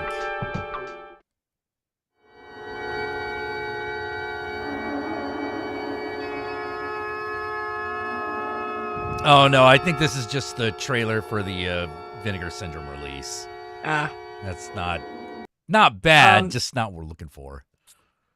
Another one called Bury Me an Angel that I grew up with the poster in my dad's basement. I have a small version right here. Starring oh god, Terry Minks. And I'm gonna get my gun and bury me an angel. Ooh. Hellcat. I'll take a hot Starts out with a cool bass line. I saw my brother die. Now that's the truth. I'm gonna get my gun and bury me an angel.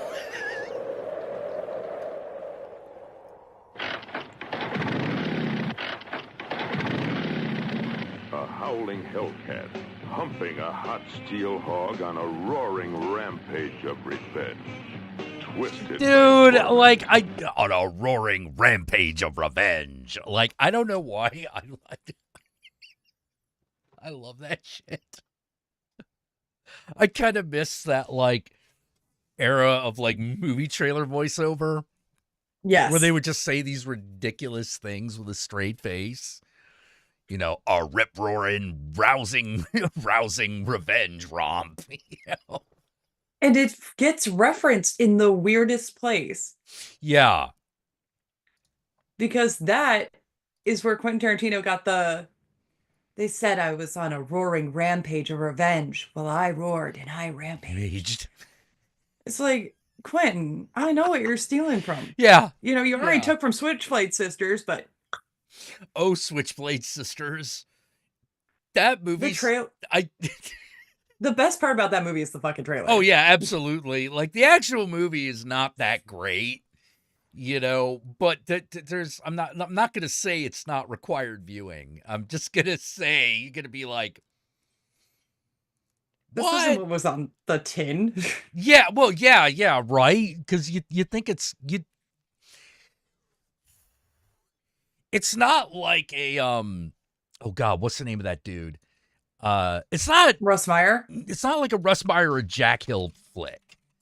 Yeah. Like Russ Meyer and Jack Hill flicks, like fucking whoops. Oh yeah, I did the wrong one there. Okay. Jack Hill and Russ Meyer flicks like fucking deliver. Yes. They deliver what they promise you. Faster Pussycat Kill Kill. Yeah, big tits, desert fights, and big lumbering dudes that are about to have their fucking spines broken by Tora fucking Satana. Yeah. Busty lesbians go on a rampage throughout Midwestern America in cars. Faster Pussycat. Actually, I always thought Faster Pussycat Kill Kill had the best opening because it's just the girls go-go dancing. This one sweaty dude with a fucking cigar going, "Go, baby, go!" Wail, baby, wail. You know, like I don't know why, but I was like, no, that's just the perfect way to start this movie. A theme song so good that the fucking Cramps covered it. Yes. Yep. If you like to see beautiful girls breaking joculatory type He-Man men's spines. Yeah. Okay, so here's the thing. The Switchblade Sisters was Jack Hill. The problem is it's not A grade Jack Hill. Like, I feel like it's before he found his voice. Yeah. Like, this is not...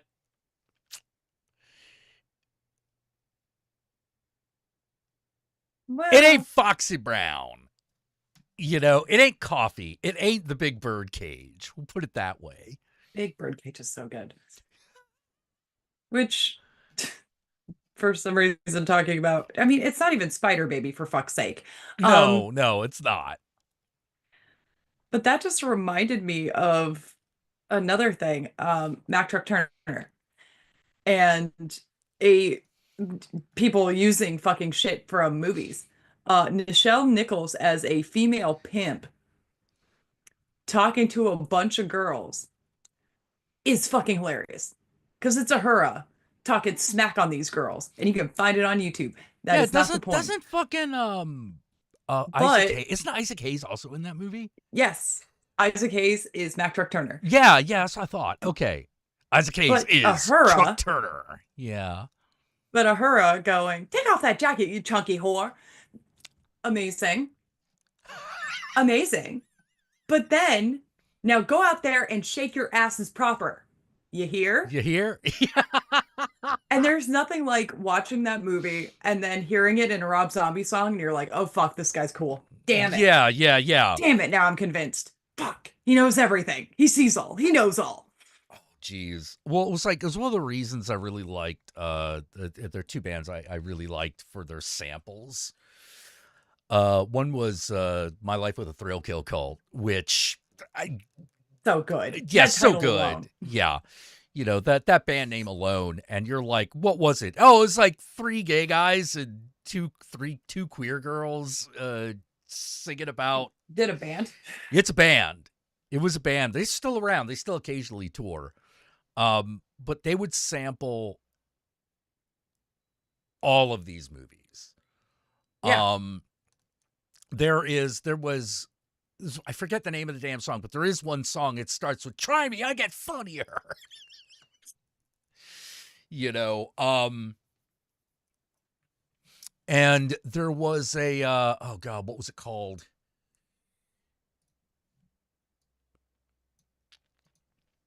Oh god. Yeah, there's so many of them. One of them was, "Hey baby, I'm back and I'm a free man." But then there's like that Nine Inch Nails song you played, or was it just a Trent Reznor song where it's all samples? And the game is to identify how many samples you know. Oh, that is you're talking about the one with, he says, "I have no respect." Yeah. That's Rivers by Skinny Puppy.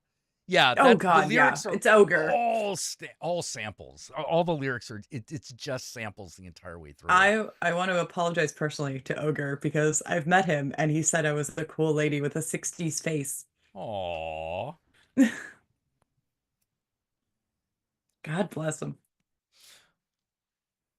But I'll never be able to properly thank you for letting me know about Maniac 2, Mr. Robbie, because I had no idea about that. I was looking for that fucking sample forever and not finding it because it was like the last fucking movie I couldn't identify in that song. And there you go. And there it was. He says, "I have no respect." Yeah, he's got no respect. It's like, oh, I see.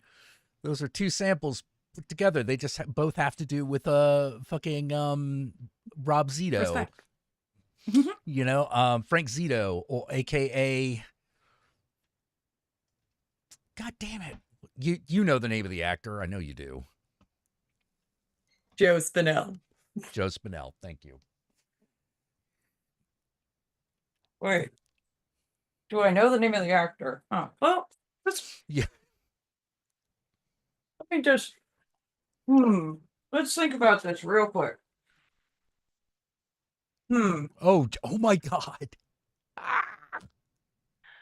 Josh gets me a Maniac themed gift every year on our anniversary. Because that's how he asked me out. And this is from what they called Maniac 2. It's actually the last horror film. But yeah, I got a little Joe Spinell doll to cuddle up with. I love him. Yeah, it took God. Even though my son dragged this, he's like, "That's so ugly. I'd put a bag over it." And I'm like, "Thomas, you can't." Dare you? And then I got the cat ghoulie, and that was worse. Oh my god! Whoa! What? Who's calling me now?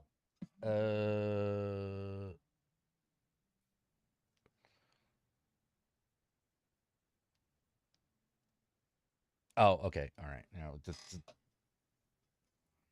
take the trash taken out thing. Ah. Clear. I mean, yeah. So that song is "Rivers" by Skinny Puppy. So good. I remember when I was so happy when I finally found the clip for "I've Lost All Critical Perspective." I was like, I don't know how I'm gonna figure out that one. And then I was rewatching House by the Cemetery, and I was like, oh, there it is. Fucking Bob. Oh.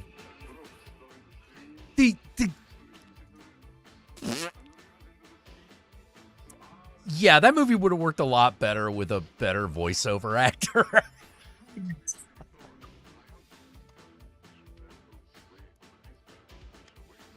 but now I wouldn't change it for the world because it's just part of the movie. Yeah. It's one of the things it's known for. Like Pieces, where that woman freaks out, and it's just like, the fuck just happened to our movie? Dude, I kept telling people, I was like, all right, if I'm going to show you Pieces, you have to sit through the whole thing, and this is going to be a bit of a chore. I'm going to tell you, but I'm telling you, the payoff at literally the last minute is worth it.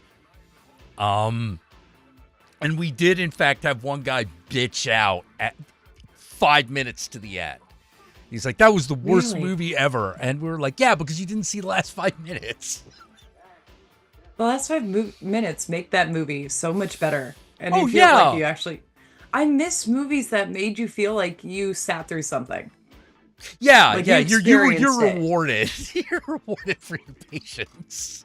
It's like Suspiria, when the girl falls into the room full of razor wire, and you're like, why the fuck do you just have a room full of razor... You know something? I'm gonna stick with it. Maybe they'll explain it. They don't. Yeah, no, it's just there. There's no reason to have it. I don't understand what... I don't understand why it's there. I don't to this day. I wouldn't change it. No. I wouldn't even change the old prostitute they have at the end of the movie playing the final witch. I know. Or the voiceover actress that's, so you want to try me, you want to try Helena Marcos. Yeah, gosh. Like, the fuck? Actually, I'm one of those people that actually really liked the remake. I do too. Yeah, the moment I loved the movie was when the old witch Marcos, the old witch, goes, "This is not pretension, it is art," and I'm like, I love this movie.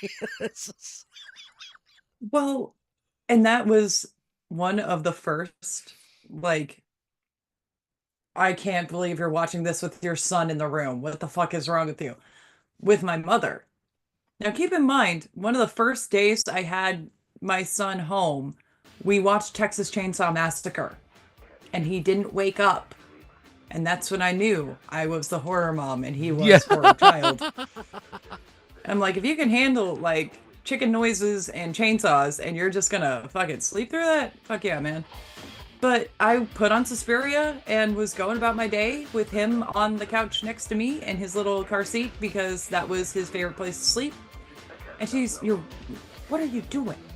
You know, as the dance scene's happening, she walked in at the worst possible moment. I'm like, spending some time with my son. He's sleeping. How can you watch this? What if he wakes up? He can see vague shapes right now. One of his favorite movies when he was a baby was Barbarella, and I think it was just because, like, random, like, shiny stuff happened. He didn't know she was getting dick. Still doesn't know, and that's fine.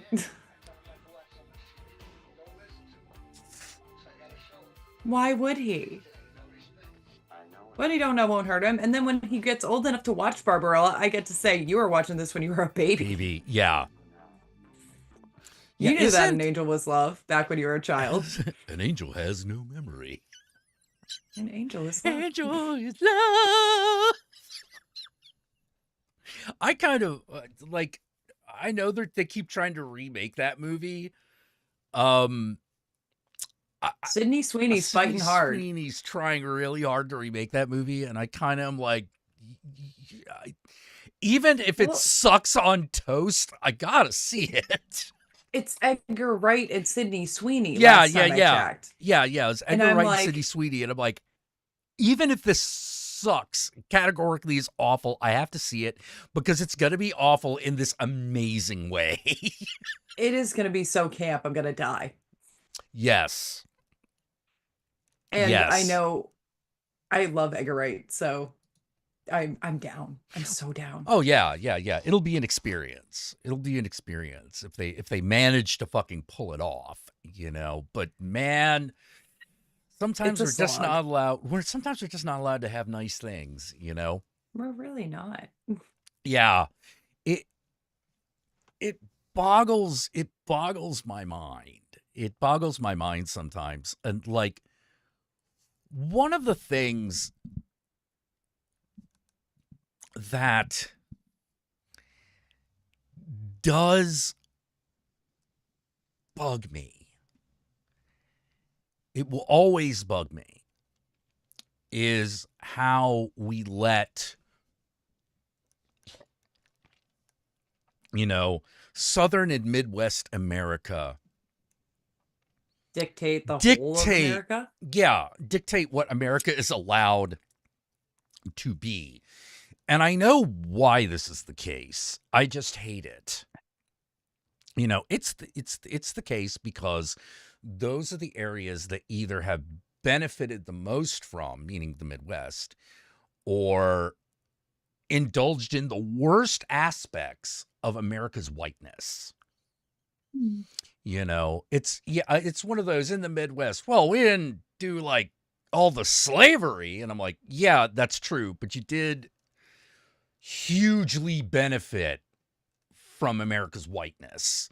And in the South, well, Yes. forget about it. You know, like we know that history, you know, and I'm like, and we're still allowing them to dictate what is good taste in the society. It's ridiculous. Just reminded me of something I talked about with my friend the other day. Yeah. She my girl at work. I love her. She's my best friend. She is wonderful. She is my work homie. We smoke together. We hang out together. We have worked the same weekend. We got close. It's fine. But yesterday she said, free at last, free at last. Thank God, oh God, I'm free at last. And I'm like, I got in trouble over that song. And she went, what happened? And I'm like, I was a little white kid and I was not comfortable singing it. Yeah. Because you're like, I'm a white kid. And my teacher. Oh, thank you, Joe Care. El Eternata is out 9/10.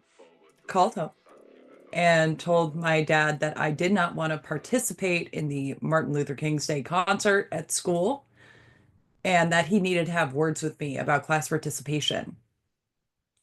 And I said, I am a small white child. I do not feel comfortable in a group of other small white children singing these songs. Yeah, singing these songs. It's a little weird. They're not for me. What was I freed from, Dad? Preschool? Yeah. Fuck this. It was like third grade. I'll sing Hellhound on my tail because that's universal. You know? Well, the way we got around it is my dad just called me off that day and I got to have a free day with my dad at his office. Your mom doesn't have to know that I'm just going to call you off. I'll take you to work with me. Okay. Yeah, and it's a tough one. And it's just one of a those tough things one. that it's like, yeah, in the 90s. Yeah, well, it's really, really, really weird. Like I have this really, really odd, a very complicated relationship with cultural appropriation because I don't exactly know where the line is. You know, I explore it a lot because I explore like cultural archetypes a lot because I'm always kind of trying to find the line. Yeah. You know, because I don't actually know where it is. I can usually tell, like far enough away from the line, I can tell. You know, but I can't. When it gets to like where that line what actually crosses it, you know, I can't tell unless it's way across it. Yeah. You know, and that I know has to do with the fact that I was brought up half Chinese. Because at the end of the day, in many fucked up ways, Asia don't give a fuck. China in particular don't give a fuck. Yeah. Because it's considered too complicated. There are over 300 distinct ethnic groups recognized within China. You know, like the fucking the People's Party recognizes these distinct ethnic groups. So when people are like, oh, well, I mean, China's for Chinese people, right? It's like, I'm gonna need you to back up there, Hoss, because you don't know what that means.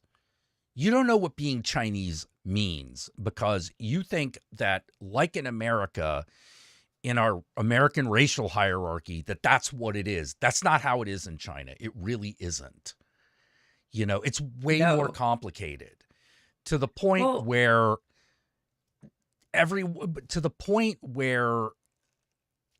for the most part, everyone just kind of agrees on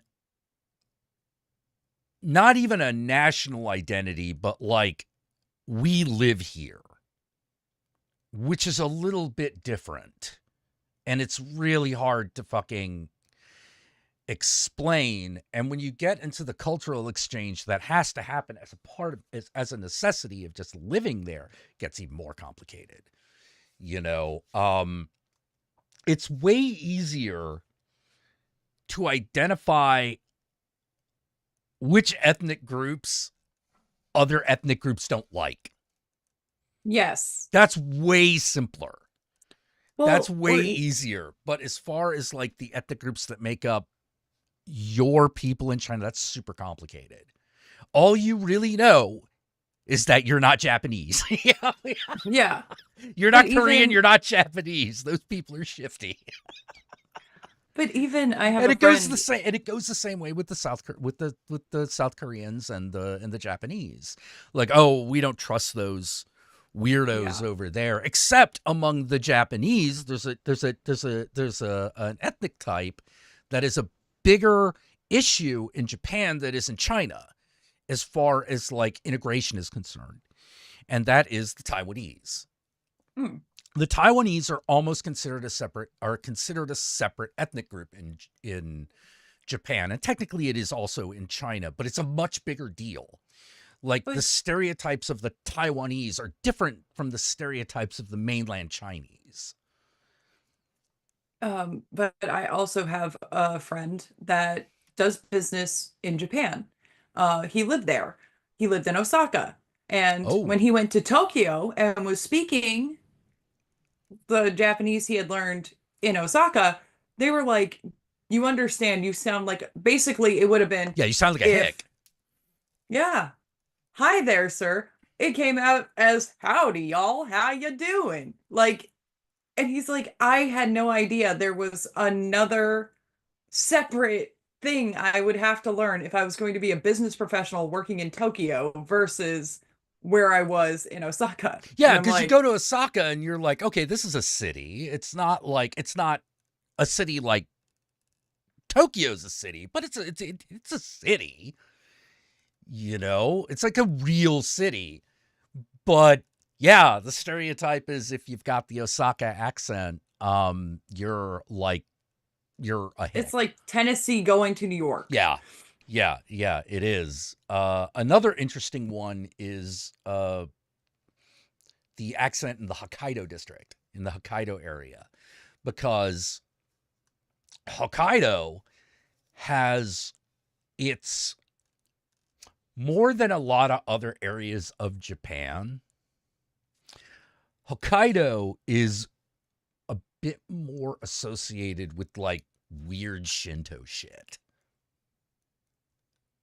You know, because like, you know, like the death forest is there and all that. You know, you're right next to the mountains. Like you're considered a little isolated, you know, you're weird. You know, you're not quite a hick, but you're like you're superstitious and you're a little insular, even for the Japanese. You know, and you have weird rituals that you do. You know, and you believe in ghosts, you know, things like that. Like, oh, those are weird, superstitious people, you know, come from Hokkaido. And then you have like people come from Hokkaido who are like, you know, normal people. And they're like, we don't all fucking believe in that, you know. Like, dealing with people that are from West Virginia and Yes. all Yeah. along Yeah. the Actually, Trans-Allegheny. yeah. Actually, West Virginia is not a bad. In many ways, is somewhat of an analog. They're not considered as. It's weird. They're not considered. The people of Hokkaido aren't considered to be dumb. They're considered to be stuck in old ways, which is a little bit different. Not modern. Which is a little bit, which is not quite the same as like an evaluation of their intelligence. Yeah. Some of that comes with it, but like it's not like we tend to think of like people from West Virginia as inbred and stupid. Whereas But they think the of people superstitions.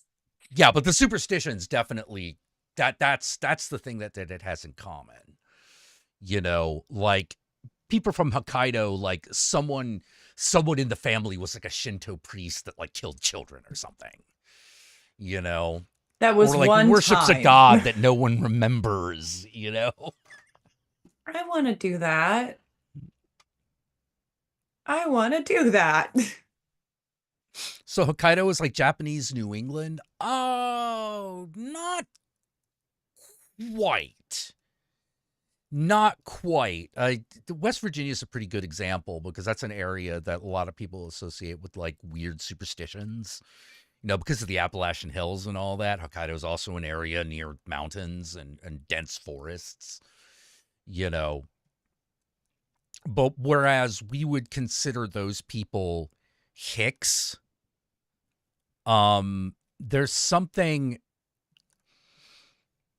they consider the people from Hokkaido like stuck in the past, and by the past we mean like pre-Meiji restoration kind of shit. Yeah, there's a lot of cultural adjustment you have to make to that analogy. Even apparently I was speaking German to a German woman and she told me to stop using slang. Yeah. And I'm like, I didn't even know I was using slang, ma'am. Yeah. Actually, okay, so RLM is like, Hokkaido is like rural Philippines. I don't know because I'm not familiar with the rural Philippines, but they're endangered. A lot of people from Tokyo might consider people from Hokkaido to be a little too Japanese. That's the closest I can come. It's like, oh, they're a little too. They're a little extra on the Japanese scale. But I don't know how else to describe it. I do know I could talk with a little bit more authority on like the way Taiwan works, which is also very strange. Like the primary culture of, you definitely have like a city versus rural division in Taiwan, but it doesn't work the same way as it does in America. Like no one don't go into the city. The island is too small. You know what I mean? Yeah. But there's definitely a division based on where you sleep at night. Okay, do you live in Taipei? Do you live in what's the other major city? Kaohsiung? Do you live in Taipei? Do you live in Kaohsiung? Or do you live in one of the like more suburban or / rural areas? Rural. Yeah, and like within Taipei, at least up until about 20 years ago, the difference between rural and suburban, as an American, you wouldn't notice it. You would just assume it was all like somewhat rural. But one of the things that separates Taiwan's rural areas from like even China's and definitely the United States is that unlike rural United States where the population is very spread out, the rural communities are actually very compact. You know, that you don't live a mile away from your nearest neighbor. There's just not enough land. There's just not enough land space. You know, your nearest neighbor is going to be like right over there. You could probably yell at them from your window. You know, they have the very compact towns that are very serpentine. Their roads are very serpentine. Makes it really hard to navigate. You know, even if you can read the signs, it's very hard to navigate. And it's a stranger dichotomy because the people in a given area do know each other. Just like you know, actually, that actually is another thing that's different. Like, they actually do know each other. You know, people in a given area do know each other. They do talk to each other. They do hang out with each other. Whereas in America, it's very small town more, vibes. Yeah, very small town vibes, but it's really compact. You know, like, you can walk from one point of the village to the other in a relatively small amount of time. Like, in fact, the longest trip that you're probably going to have to make is whatever is on the local hill, which can be long because those hills can be very steep. So you got to, you know, so that could be far. But usually what's on top of that hill is either like is usually a school, actually. Which I always thought was interesting. Like, they put schools on the highlands. Not always, because like in Taipei, Taipei itself is a valley. You know, it's a complete valley, so there's no highland to put it on. But if you go into like the mountains, the highest point of a village is usually the school. Wow. Yeah, I always found that to be interesting. You know, it's like school, probably maybe a church nearby, like either a Christian church or a local temple. You know, possibly both. And when looking into like it also gets really weird because like there's so many different religions in Taiwan alone. You know, you got your basic Chinese gods, right? But existing alongside of them are always the local ones. You know, there's always, you find Buddhism everywhere. Like, that's the one you're always going to find is Buddha. Of course. You know, what form of Buddhism is taught changes. The Zen monks are always considered to be the epitome of like the holy person. Like that, they are the epitome of the holy person, and you will, you know, they're in their orange robes. They beg. They appear on television. They say things, you know, according to Buddhist scripture. You know, they do all the sorts of things that, like, you know, they do that kind of stuff. They don't. But the thing that is weird is that Americans have we have the biggest contrast with America is that they don't have mega churches. There's not like a mega Zen Buddhist temple. Like, there's just Buddhist temples, and you just, okay, you go to that one, and if you want to train to be a monk, you go there, and if you last, you stay. If you don't, you leave, because it's not an easy life. Yeah. You know, but that's also one of the things that like gives them so much respect, because you're like, oh, this is a guy who literally lives in a temple. He has very little access to, you know, blah, blah, blah, you know, whatever. Yeah. He's chosen that life. Now, the truth of the matter is, These motherfuckers break their vows left and right. Happens all the time. Happens all the time. You know, like you think that Buddhist monk don't occasionally go down into town to hire himself a prostitute? You're crazy. You know, He needs it. Yeah. That's gonna happen. And some of these guys become like these kind of locally famous fallen monks. You know, like they're kind of heretics, but not really. You know, they're like, oh, he fell off the path, but he's still like wearing the robes because that's what he has. You know, Nice. he smokes too much. He fucking hangs out in tea houses a little too much. You know, like stuff like that. But it's worth it. But it's super interesting. You know, like, it's super interesting.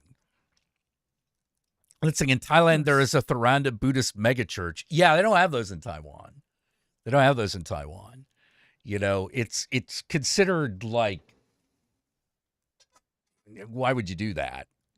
You like, maybe it'll change, or maybe it has changed in the last 10 years. But like, now don't get me wrong, there are clearly Buddhist temples that are money-making ventures. Yeah. You know, like, clearly. But that happens everywhere. Yeah. But it's not like, you don't have like giant mega churches, because that would mean giving up your local god, which is, you want to be really unpopular with the Taiwanese people, you fuck with their local god.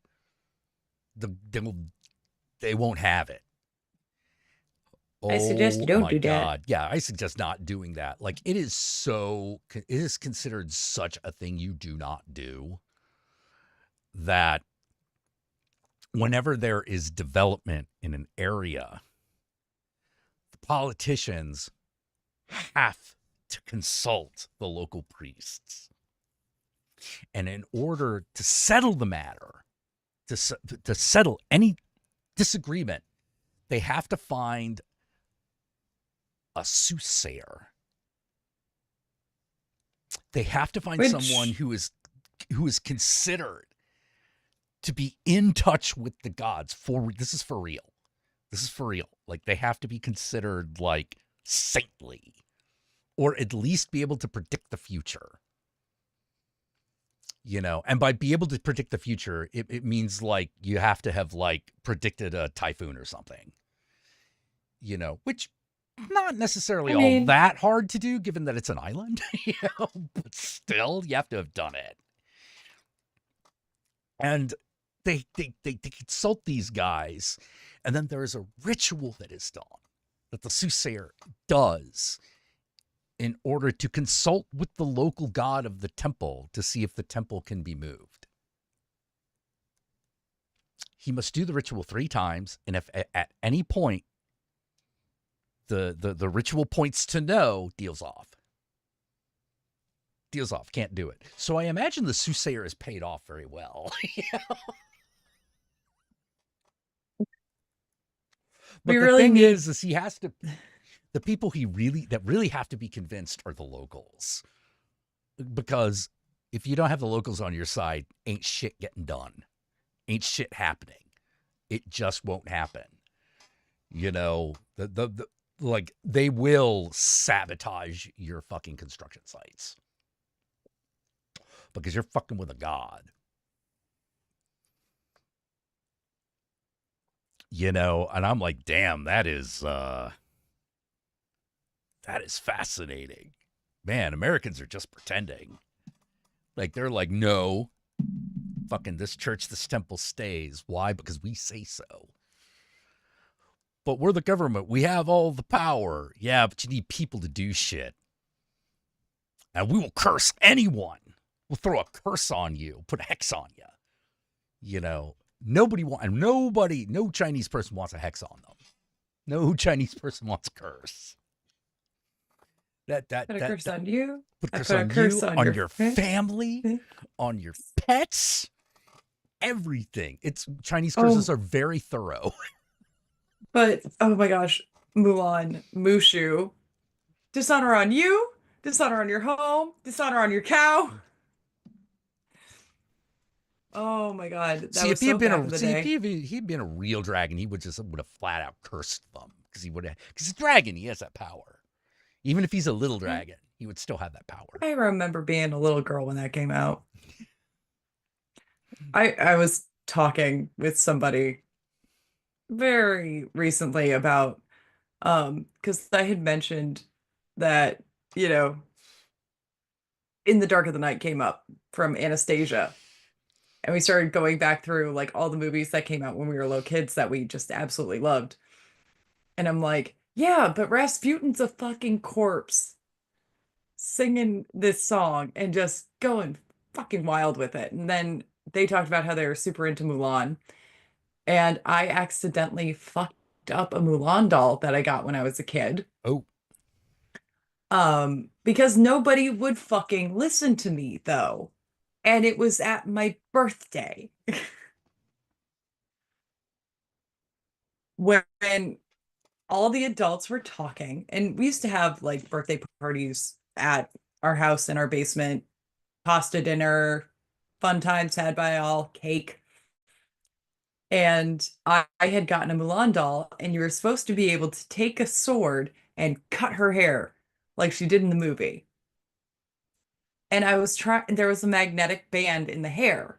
Now, when you're 5 or 6 years old, you don't know that there's a magnetic band in the hair. You just know this thing is supposed to chop hair at the height Mulan chops it in the movie.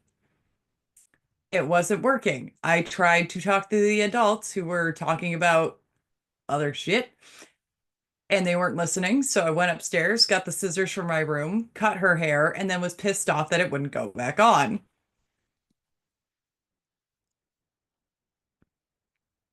See, this is what happens when you don't know what's important. If you would have listened to me the first time. The funny thing is with that doll, I could have told them immediately what was wrong with it. It's like, no, what's going to happen is a kid's going to take scissors to that fucking hair, not realizing that there's a gimmick to this. You need to explain the gimmick. Yeah, you must explain the gimmick. Otherwise, shit's going to go awry. They're children. They're going to go for the simplest answer. Because they think because, look, children aren't dumb, but they still believe in the Easter Bunny, if you know what I mean. Oh my God, dude. My fucking kid with the fucking Easter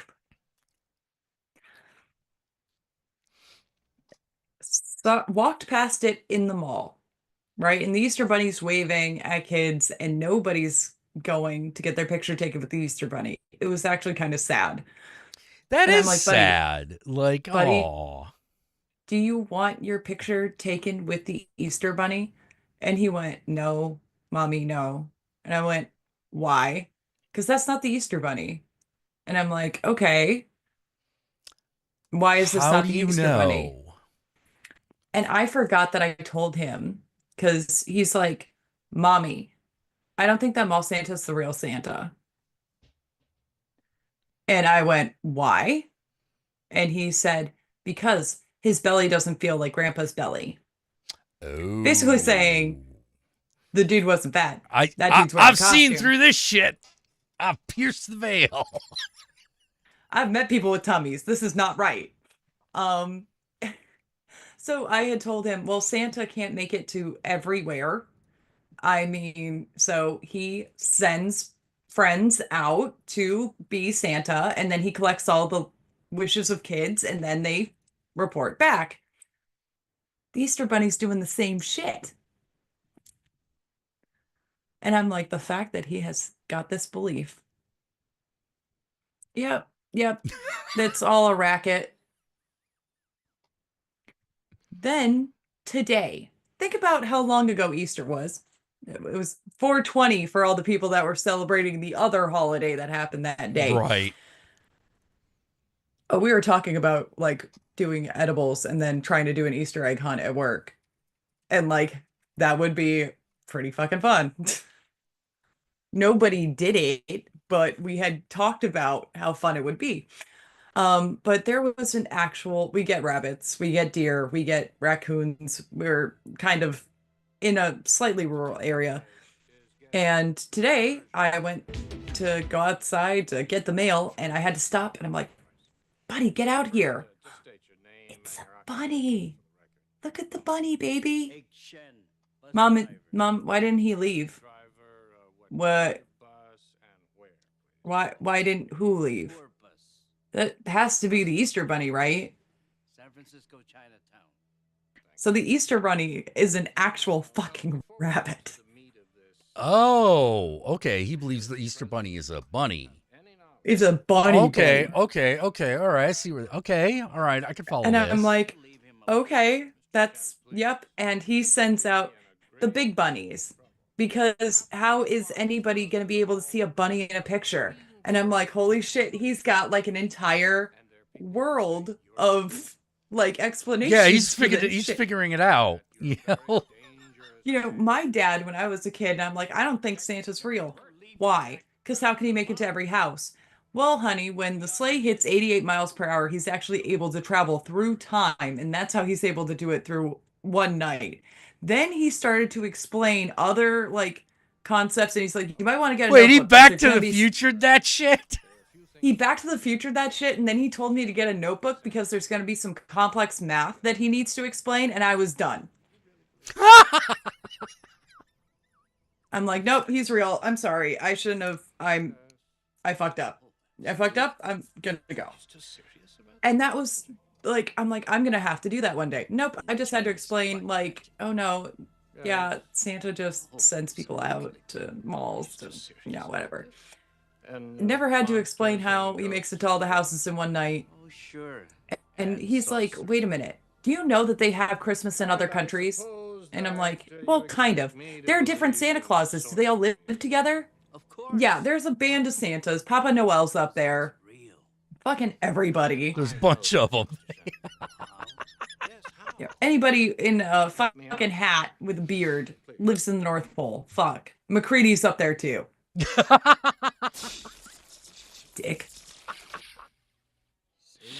I'm looking for, like, there's one thing I gotta say, like, I kind of would, in a way, like to be really old in Taiwan or an Asian country, simply so that I could egg shen it. You know? I told you when we first started talking that if you don't grow up to be a mixture between Egg Shen and Tom Waits, I'm gonna be upset. No, I'm like, I want to creep up on an area, on a tea house with cane I don't need, sipping ginseng tea, and be like, crazy man Shen. Someone goes like, I think my family's cursed or haunted. It's like, oh, you need to talk crazy old Shen over there. And then I'll fix it for you. I'll fix it for you. How much we talking? Or fucking I require like or one ghost record at $25. Or fucking like or fucking like look at children and there's no such thing as ghosts. Your mother. Ghosts are real. Never let anyone tell you otherwise. Do you know why spooky houses are dusty and dirty? Because they don't clean them. That's why the ghosts know it's okay to go there. Go there. Yeah, clean your fucking room. So if you don't clean your room, ghosts will appear because they think no one lives there. That's why. That's why, young one. Now obey your mother. Get out of my face. But even there are certain things that it's like, I'm surprised he catches on to that. And then some things are just so beyond him. Oh, yeah? Why does, by the way, guys, my son with his little speech impediment cannot say Perpetua. He says Papa Espatula. And we're like, that's his new name. We're going to dunk on it. It's Papa Spatula. Why does that Papa sound like the Papa from the movie? And I'm like, oh, why does the new guy sound like the old guy? Because they're the same guy. And they're the same as these three other guys. It's the same guy. He's the tiny guy in a mask. Yeah. He actually looks like an elf. But glad you caught on to it. And then he went, okay, so it's all that guy. Yes. Is he friends with Rammstein? I don't know. That's actually a I know he's friends with one of the members because he was on their album, but other than that, I really don't fucking know.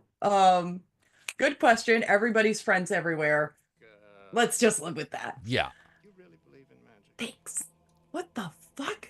Like, you can put together that Tobias Forge is one person, but Santa Claus. Yeah.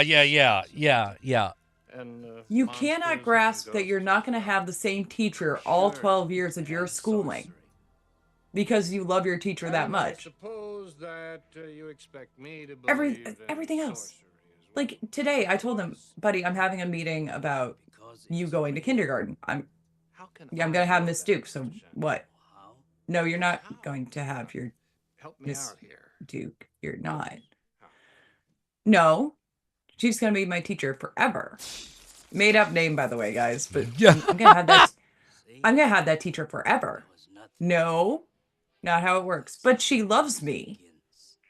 She does love you. But you grow up, and you move on. Do you want to know how many teachers mommy had? Fucking like 12, and a couple of repeats. Yeah. But later years, because Lord knows. And one of them was the same person with two different names because she got divorced senior year. She also threw a book at a kid. And I was like, this woman's so fucking dope. God. Yeah, Papa Spatula. Just pretend you're Copia dunking on his twin brother. It's fine. I kind of like the fact that Tobias Forge kind of he recognized there needed to be a new Papa, but he didn't want to quite give up the Cardinal Copia character. Yeah, no. And I thought it was so funny, so fuck it. But yeah, it's just those little with this teacher. So she had just gotten divorced, and she already was known to be kind of a sourpuss. And one kid said, "Now I know why your name is Loveless." And this bitch picked up our biology book and tossed it across the room and told everybody to get the fuck out. Oh my God. And we already had pulled our sharks out to dissect. So I'm like, I will stay and clean up the lab. Just don't hit me. You know, that kid's an asshole. Like, I'm sorry. And we had a pretty good talk while she smoked a menthol underneath the vent hood in the biology lab while I was picking up everybody's sharks. Oh my God. Whoo. Fucking hate that kid. I hated his fucking brother. They always think they're smarter than me. Well, fuck them. My last year teaching, I don't give a shit. And I'm like, yeah, man, don't give a shit. Who fucking cares? Oh my God. The only thing that would be better is if she offered me one of the cigarettes. Yeah, that would have been pretty cool. That would have been pretty cool. Man, it's kind of funny. Apropos, speaking of school, like, I let art school do something to me that I should never have let happen.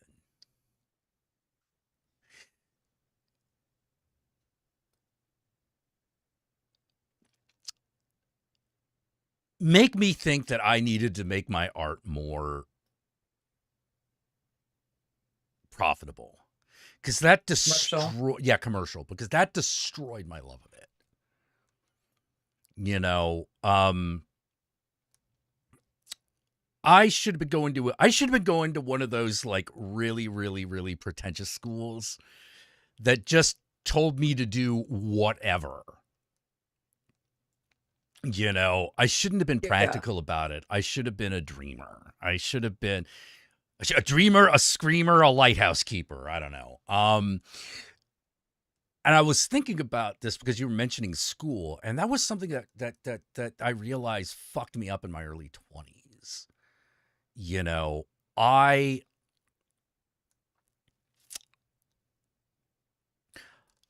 it's weird to say, like, I lost the ability to want to draw people into the insanity of my own mind.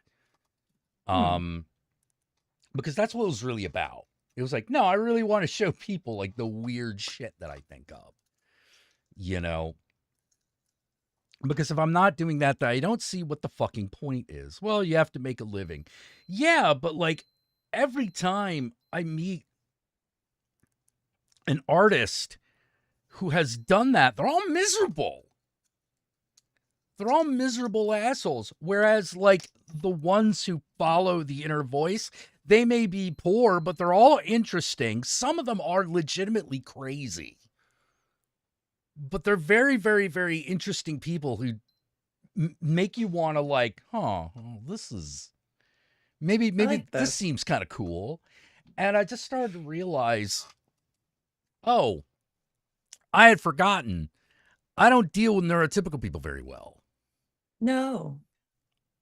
I'm too weird. Which is strange to me because I'm like,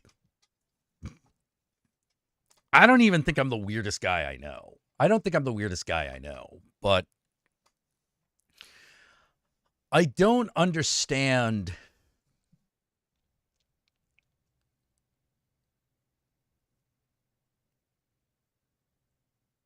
I am not motivated by... I thought it's prose. Oh, it's okay. I panicked there for a minute. My heart's palpitating. I was like... My heart's spatulating. I don't... Yes, dog. I'm not motivated by just living another day. I'm not motivated much by money either.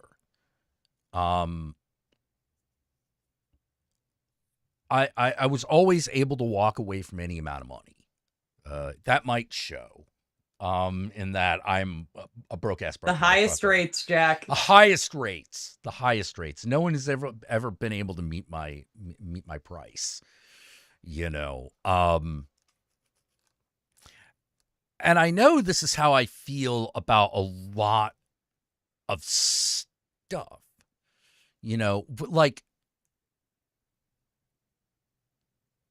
when making videos became about advancing the career, I hated it.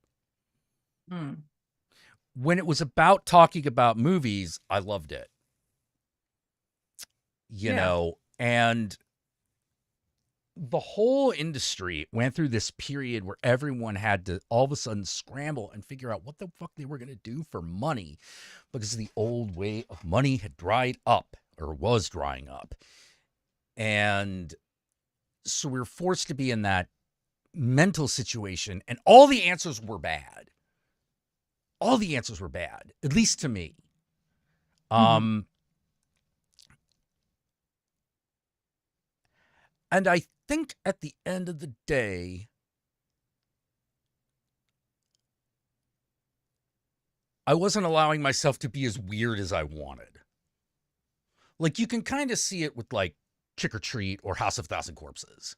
Or even Halloween 2. You know, like, that was me allowing myself to be a little weirder than normal. Sorry. Oh. It's on the weed, dear. What's going on, baby? Aw. My stool woke back up. I was going to give him another gummy.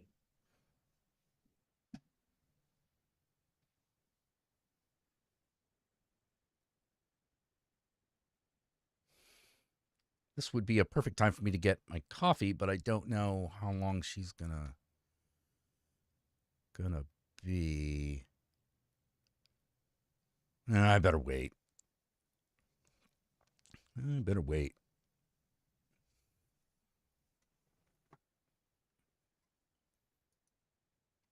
Let's see. Maybe this is a quick one, so maybe I can get away with it.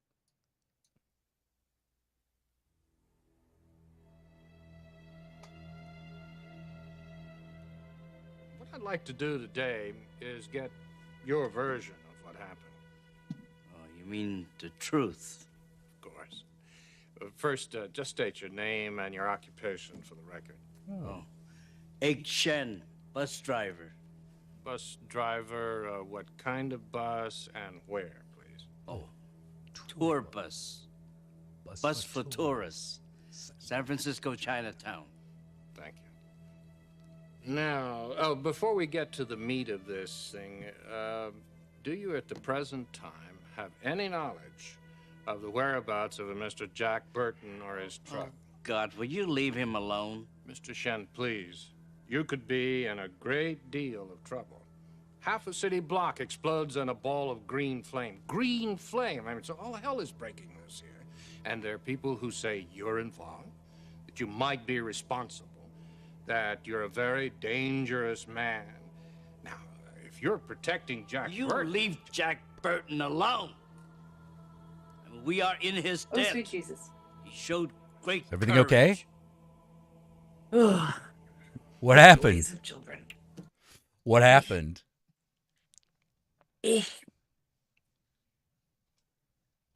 What Crying happened? child.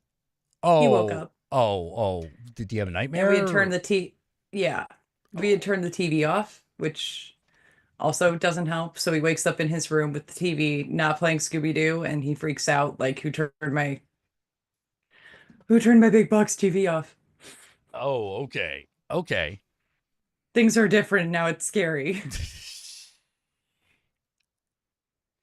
Oh, Cat Hermit's like, I still watch your 10 Things I Hate About Easter. Oh, thank you. I think the PQ video was Invasion of the Bee Girls. True. Humping that mailbox in that tree was probably, that was me. I will tell you that's part of the reason why you got the B-Rex. Oh, I hadn't put that together. I'll go get that. Because I got to get a coffee. So, I'll get the B-Rex Perfect. at the same time. Hello, puppy. You want to host the show? No, you can't? You're a puppy? Okay. The other night, when I was talking on stream and I was waiting in the ghost line, and Jack was really sad, and it made me really sad because I don't like to see my friends sad. So I made it my mission to find something weird to gift Jack. And let's see, I got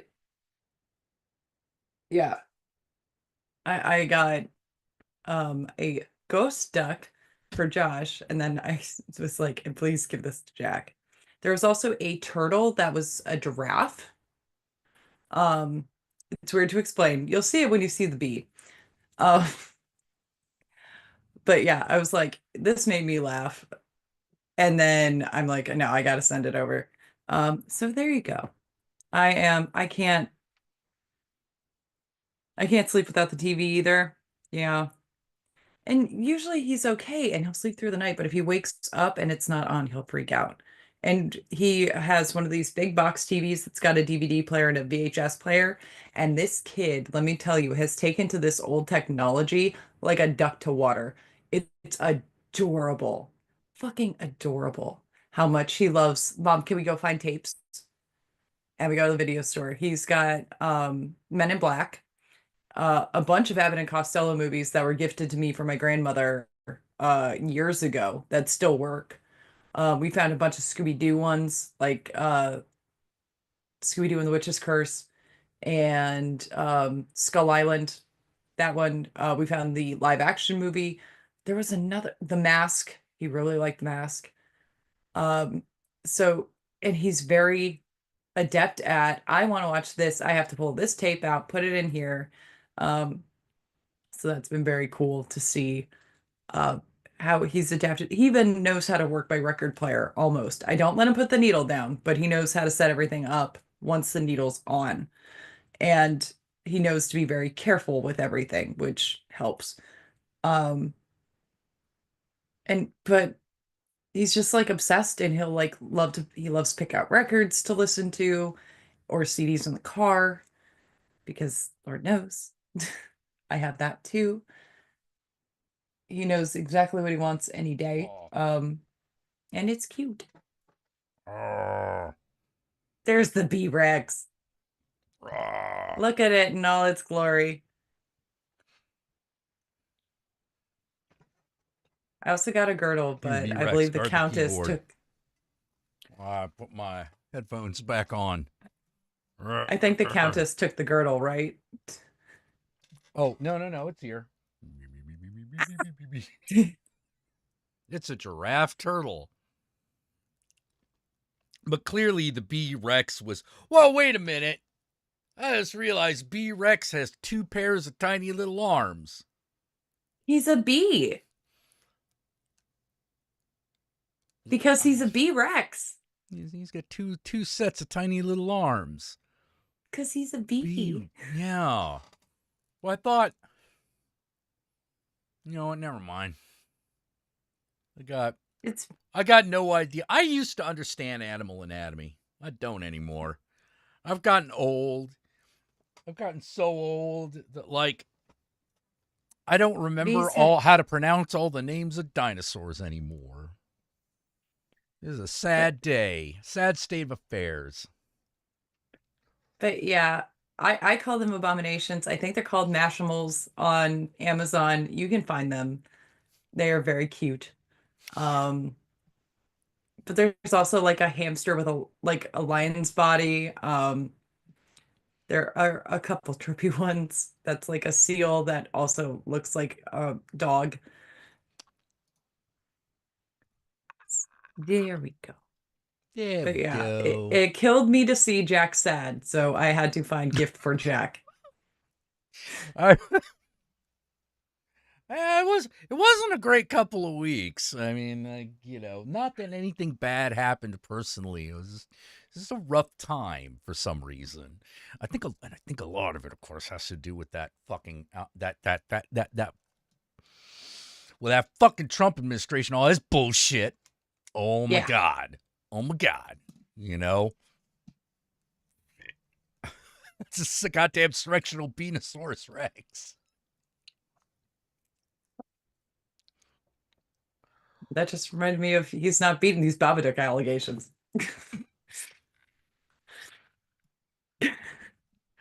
Oh man. Oh shit. Speaking of Babadook and Babadook like things, did our fucking vlog on the woman in the yard come out yet? I don't know. I don't know, because like Josh is in charge of that because obviously.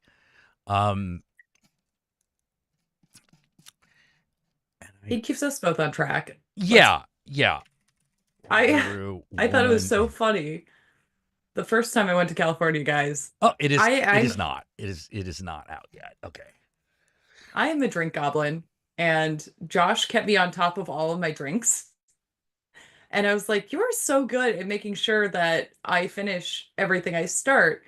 How, what's the secret? Because I'd love to take it home with me." And he pointed to your desk. What? Like, oh no, there's another drink goblin in the house. So I am always aware of drink goblins. Yep. And it's like, yeah. I always have like at least 2 drinks on this desk at any one time. Well, I don't know what it is. Coffee, but then coffee dries us out, so we have to have water. Yeah. So I have my can of water. And he's like, yeah, you both have the AD and HD, and goddamn it. Oh, yeah. Oh, RLM is like, I have high hopes for that movie, and I hope I'm wrong. Oh, you don't have high hopes. Oh, you mean The Woman in the Yard? Woman in the Yard is... Duck.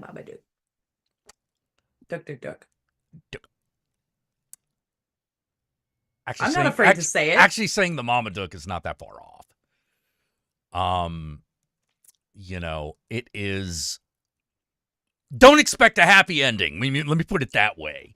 You know how the Babadook kind of has like, oh, okay, things are going to be okay. They're not perfect. There's still tension. We have not gotten rid of the problem of the Babadook, but like we've got a handle on it. Yeah, Woman in the Yard, no. Bad things happen. Bad things continue to happen. Yes. Have you seen it? Sunward. I have seen it. My friend. That ending's a little rough. Yeah, it's not good. And I'm like, it was reminding me of the Babadook, but it Not really went off kilter at the end. not as uplift, despite the fact not as uplifting. You know, Babadook, you feel like, okay, maybe things could get better. This one, no, it's just all bad. You know, No, but in the Babadook thing that I was mentioning, is another fucking ghost thing.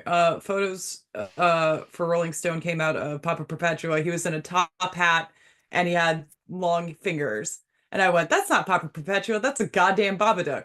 I was walking through the graveyard with a ghoul, and Papa Perpetua came up and he said, I need a can of worms and a child's fear. And I said, that ain't no Papa Perpetua, that's a goddamn Babadook. Well, then another picture came out, and it's like a table at chest height. He's got his hands like this, and he's staring into the camera. And I'm like, that's the same look my son gives me when I'm not giving him chicken nuggies on time. He's not beating the Babadook allegations. I'm just saying. Then the next day, I worked a shift, and Peacefield's music video was releasing at 9 in the morning. And I'm like, and now he's depriving a mother of sleep to drive her fucking crazy. Fucking Babadook. I know a Babadook when I fucking see one. He ain't beating these allegations. oh my god. Don't know if any other people have made this fucking reference, but god damn it, I'm sticking to my opinion. That's fucking Babadook. That's a Papadook, and I'm not dealing with it. Yeah, another movie I saw. The third movie I saw I think it was last night, or it might have been the night before, was called I believe it was called Frewaka. Frewaka. Frewaka. Let me make sure I got that right. Yeah, Frewaka. It did something that I've kind of been waiting for a movie to do, which is like fake kidnapping as a horror movie. That's cool. Yeah. And and it's one of those things where I found it's a don't make a deal with the devil movie. You know, they're always going to get theirs. You know, you can't cheat them. Can't cheat them, you know. Can't outsmart them. Can't outsmart them. Can't cheat them. You have to the only way to win is to not play. But it's a really good movie though. You know. I have not seen Sinners yet. Sinners is awesome. Sinners is real good. Like that's one of my top movies of the year. Josh said he couldn't wait to see Jim Crow from Dusk Till Dawn. That is exactly what it is. And then he's like, and with the references to pussy eating in this movie, I mean, I'm not far off. And then all I could think of was Cheech Marin as the hawker. You could buy better pussy at a cheaper price. Fuck it. Oh so my god. Oh, the fake kidnapping one, it's called Frewaka. F-R-E with a accent mark. W-A-K-A. I was just talking about you. Thanks for the email. Yeah, it's on Shudder. I just got an email from the Satanic Temple, and I'm like, I was just talking about you, buddy. Aww. Bye-bye. Thanks for updating me about giving to charity. Thank you. Joe loves to quote that line. I love to quote that line. I borrowed my dad's Dodge Challenger to take to school one day and was blasting the From Dusk Till Dawn soundtrack, forgetting that audio from the movie will sometimes play on it. And there's nothing like thinking that you're rolling up to school to a cool song coming on next and getting, attention all pussy lovers. Yeah, because of the 90s soundtrack, you know? Yeah, I kind of miss those. Right, and it kept you in pace with the movie, like where you were. Yeah.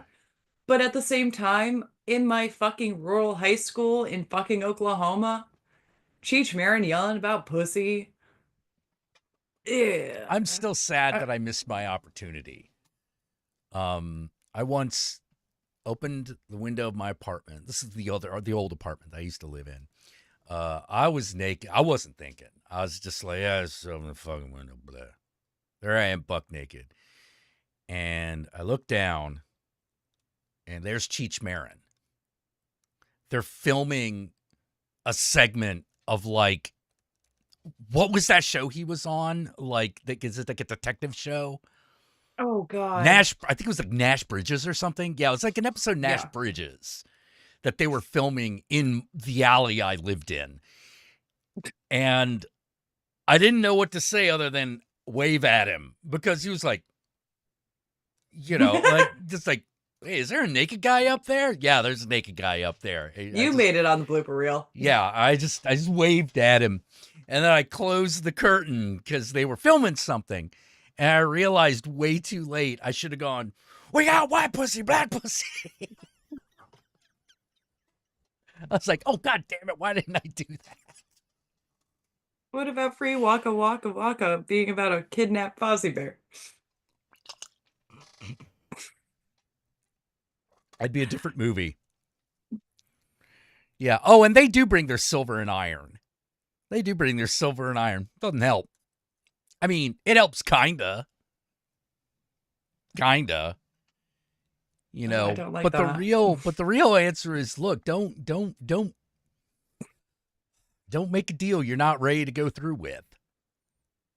Because it'll just get worse. They don't like that. I would sell my soul 10 times over for the most minor of things. I would sell my soul for a cup of coffee. Look, I saw a license plate holder today that said, I'm really ashamed of what I did for a Klondike bar. And I'm like, fuck, I want that. Would I sell my soul to have it? No. But I'd sell my soul to have the confidence to ask that driver where the fuck they got it. And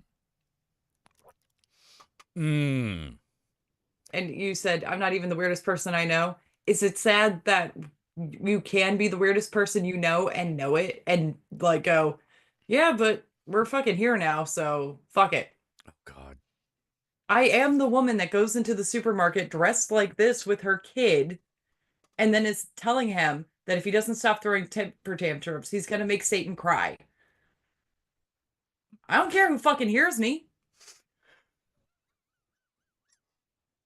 Make Satan cry. He's going to be very sad. All right, You're kicking his roof. Dickhead. Someone's talking about From Dusk Till Fozzie. Oh, God. Yeah. I can't do a very good Fozzie Bear, unfortunately. Yeah. Kermit. This is about as good as it gets. Waka waka. We got white pussy, black pussy. Yeah. Actually, I could do that with New Zealand. Yes, we got white pussy, black pussy, boomerang pussy. Yes.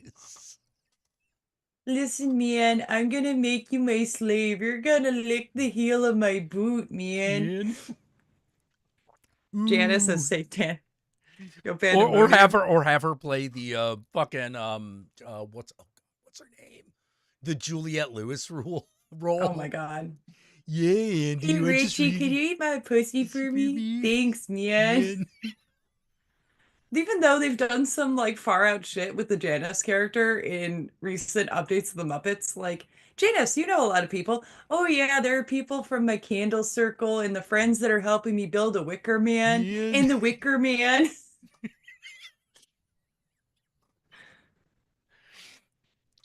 Oh but as long as Sweetums is Danny Trejo, I'm fine. Oh my God. Oh. Are you such a fucking loser? You can't tell when you won. Yay! Oh, or would it be better to have Cheech Marin play by Dr. Teeth? Would that be too obvious? What if we kept him as the only human character dealing with all the Muppets? I don't know. Oh, maybe Pepe the Prawn, okay? Oh my God, Pepe the Prawn Pepe the doing Prawn. the hawker bit. Yeah. We got black pussy, okay? Actually, yeah, I can see him going like, if you can find better pussy at a cheaper price, fuck it, okay?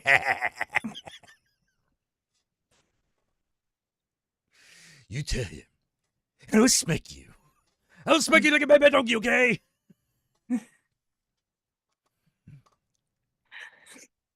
Got into a fight with some people over fucking Muppets from Space because I'm like, no, shut up. Muppets from Space is amazing. Yes, Muppets from Space is amazing. Okay. I've got a strange relationship as an adult that had to sit and watch the Muppets with her fucking kid because me and my dad were so burnt out at one point that my son had woken up from a nap. We were watching Manhunter previous to this. Oh. Okay. And then we were talking about turning on Silence of the Lambs, but that didn't happen because we had to stop and put on Manhunter. And I'm sitting on the couch with my dad. My son's sitting in front of the TV watching Elmo. And then I start doing, Elmo say you're just an ant in the afterbirth.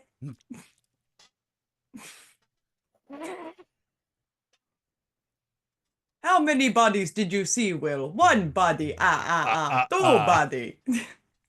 But then previous to this, me and my dad thought that Kermit the Frog, because we were both big Criminal Minds fans, Kermit the Frog saying anger excitation rapist was the funniest fucking thing. Because my dad commented that Matthew Gray Goobler sounded a little bit like Kermit. And then he had to say that in one of the episodes. And then having Kermit say that was like, oh God, our brains are terrible, horrible places that we should not live in.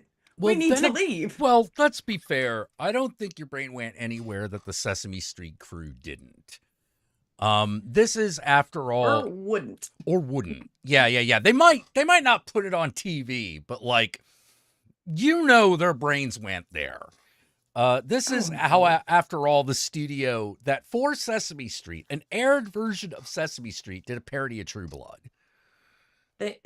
True Mud. I remember. True Mud. You're like. Also, Cookie Monster walks through the Red Room in Twin Peaks. Yes. These are not the workings of a normal mind. Or Boardwalk Empire, but they did it with ducks. Wait, Boardwalk Empire or Inland Empire? Boardwalk Empire. Boardwalk Empire. Okay, all right. And it's Nucky Ducky.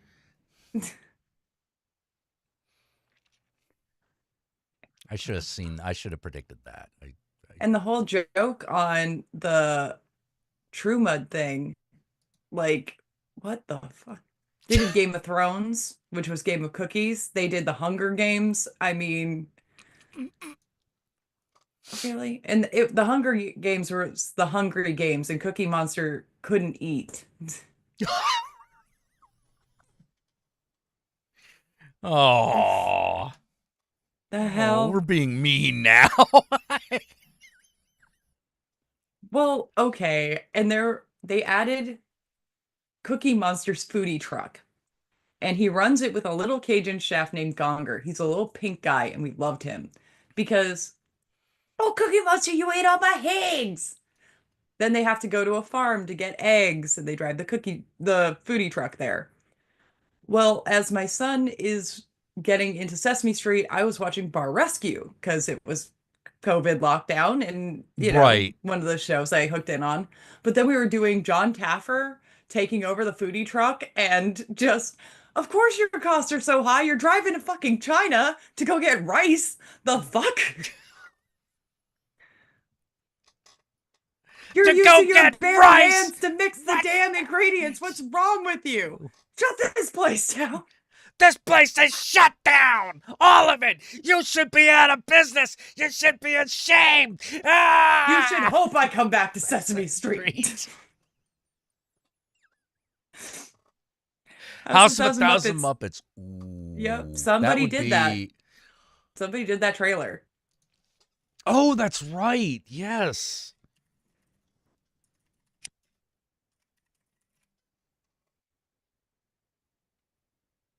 Oh my God. 17 years ago. Fuck a duck, man. Right. It's weird that my kid's turning 6. And it's like, I remember the day I fucking had you, and everybody who I called a cow because I was in pain. Howdy, folks. You like blood, violence, freaks of nature? On a stormy Halloween night, 4 young people set out across the back roads of America. What's that? It's a hitchhiker. What, should we stop? We can't leave it right here in the rain. In search of a mysterious figure known only as Dr. Satan. You know anything about the legend of Dr. Satan? Yeah, I can show you. Dr. Satan! Ah, Dr. I need the tiny bit of stump cut. what they uncovered You ain't seen nothing yet. is the most horrifying and shocking tale of carnage ever seen. Well, I bet you'd stick your head in the fire if I told you could see hell.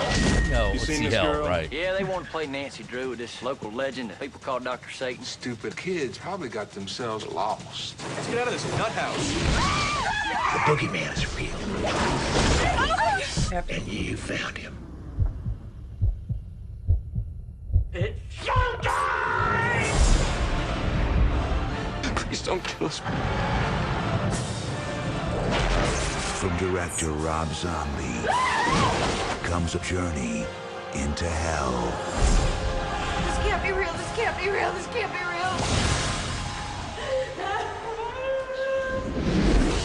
House of 1,000 Muppets.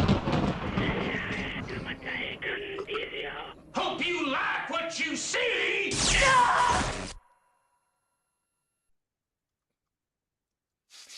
Oh my god. It's so good. Yeah, it's so fun. Like one of the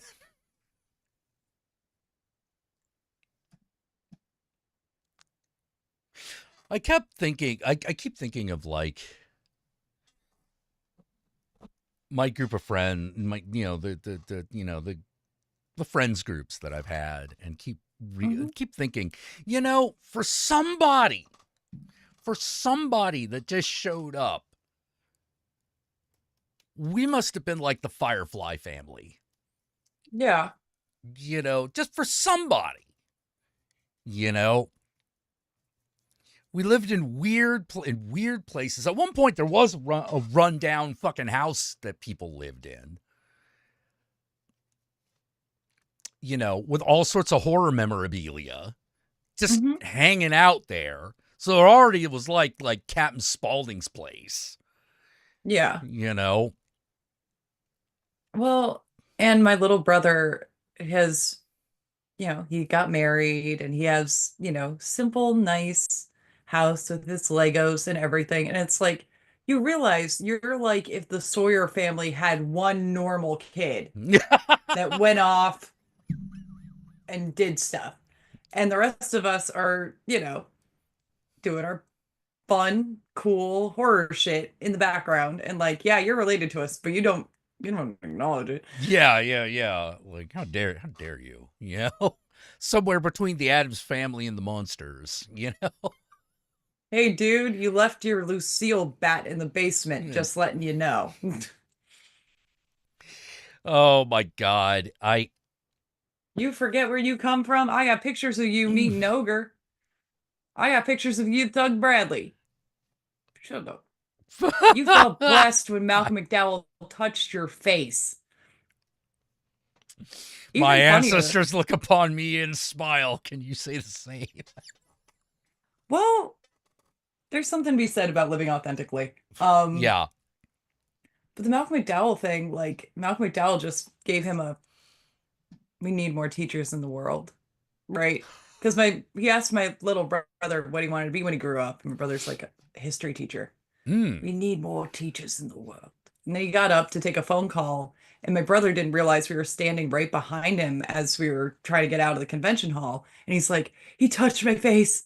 I'm blessed. I am so blessed. And then he turned and gave this and walked away. And it's like, yeah, Malcolm like looked at you and went, yes, you are blessed. You are blessed. Even though he did Oh, remember me as the Palm Girl. the palm. What? Wait, what? Like palm I had him juice? sign a palm. Okay, he was doing the voiceovers for pomegranate juice for Palm Wonderful. Okay, And I okay. had him sign a gallon jug of it. Oh Because I God. will find the weirdest thing that you have been in or the weirdest reference that I can give you to sign. That's who I like to be. I I have a plastic lobster and a lump jambalaya cookbook that are just waiting for Eddie Furlong. That's Run. in Kentucky. Um, Oh my God. but I had Malcolm sign it and he's like, you should send these pictures to the Palm people.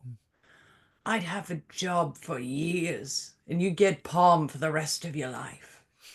Okay, sure.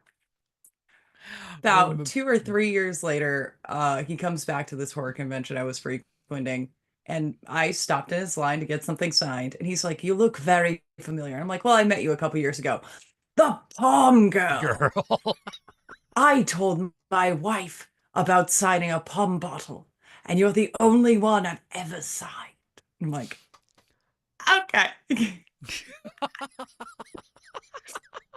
I'm the Palm Girl. Not the girl that knew Evelanko. No, God forbid, you talk about me knowing your more esoteric movies, but it's fine. Oh But my it's like God. the differences in you grew up. Bill Moseley meeting me between, I think, 3 and 4 years. He was like, wow, look at you, how you've grown up. And it was really sweet. And then another actor, Henry, wow, you grew up. Just no. No. Just no. Yeah, I was 16 the last time you met me. Please don't. Yeah, let's not do this. Please, let's not do this. Oh boy. Yes. Oh God. Yikes. Dudes being weird. And it wasn't like it was just a bad. But there have been times I've had to physically be moved away from people. Oh. Hey, she said she didn't want to fucking talk to you. Oh, geez. That was a band time at an anime convention. God with damn a it, voice. why is it always fucking anime convention, man? And I don't feel bad saying it. It was Vic McNuggets. Oh, you got to be kidding me. I mean, We were the band for an anime convention. We got invited to a VIP party, which, by the way, didn't check IDs and were giving us alcohol, which was fun. And I'm just kind of hanging out by the wall, and this guy comes over and starts talking to me. I had no idea who the fuck he was. And I'm like, look, man, I'm here with the band. I'm not interested. You just need to get on your way. No, really, what are you doing tonight? Like, how's this party treating you? Blah, blah, blah. And I'm like, man, I really don't want to fucking talk to you. Oh no. Like, what the fuck? And I go to a different part of the party and he starts following after me to try to talk to me. And my buddy Lance, who's fucking big burly dude, just our lead singer, like came in and went, she said she didn't want to fucking talk to you. And then he's like, well, who the fuck are you? I'm her boyfriend. He wasn't my boyfriend. I was dating a very skinny bass player. But no, I'm her fucking boyfriend. She says she doesn't want to fucking talk to her. Leave her alone. I'm like, thank you. Who the fuck was that guy? I don't Wow. fucking know. Because neither of us liked anime. The rest of the band was into it. And then we're like, oh, fuck, he's sitting at a booth. Fuck, that's the asshole from the other night. What the fuck? Yeah, that sounds about right. Unfortunately. And then about 4 years later, like, people started talking. Yeah. Like, I don't know how else to say it. Like, he was popular with young fans, not popular with anybody else. You know, like, he was always considered a weirdo and a creep. You know, all you had to do was be over a certain age. And Yeah. that was kind of the way it worked. He was a big draw simply because he did dub voice for a couple of very famous animes. But he was not well liked by the convention people, but it was one of those like, well, he guarantees another 10,000, another 5,000 tickets. So like that kind of thing. So unless we have a reason to fucking kick this guy out, I guess we got like a golden goose on our hands, but everyone was just waiting for that. Okay, at what point is this guy like not gonna cool cost anymore. us rather than going to be valuable to us, and they were just all waiting for that chance because nobody actually liked him. He was considered weird, and not in a good way. People were always getting complaints about him, but they were really hard. It was really hard to do anything about the individual complaints because they were always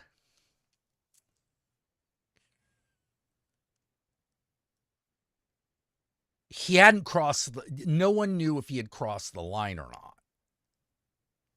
Yeah. And then when it became obvious that he had, they all turned on him because it was like, oh, okay, great. We can just get rid of him. We can finally do this. We don't have to fucking deal with this shit anymore. So yeah, kind of it. That's kind of the way that went. And while something definitely should have been done sooner, yeah, we're talking about whether or not you're doing something sooner rather than later, not whether or not you should have done it at all. It definitely should have. I hated that guy. That guy was weird. Yeah.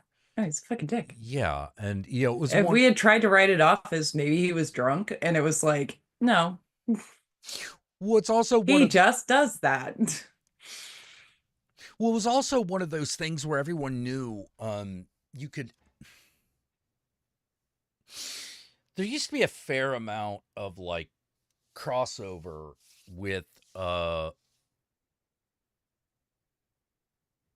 old school fandom and anime.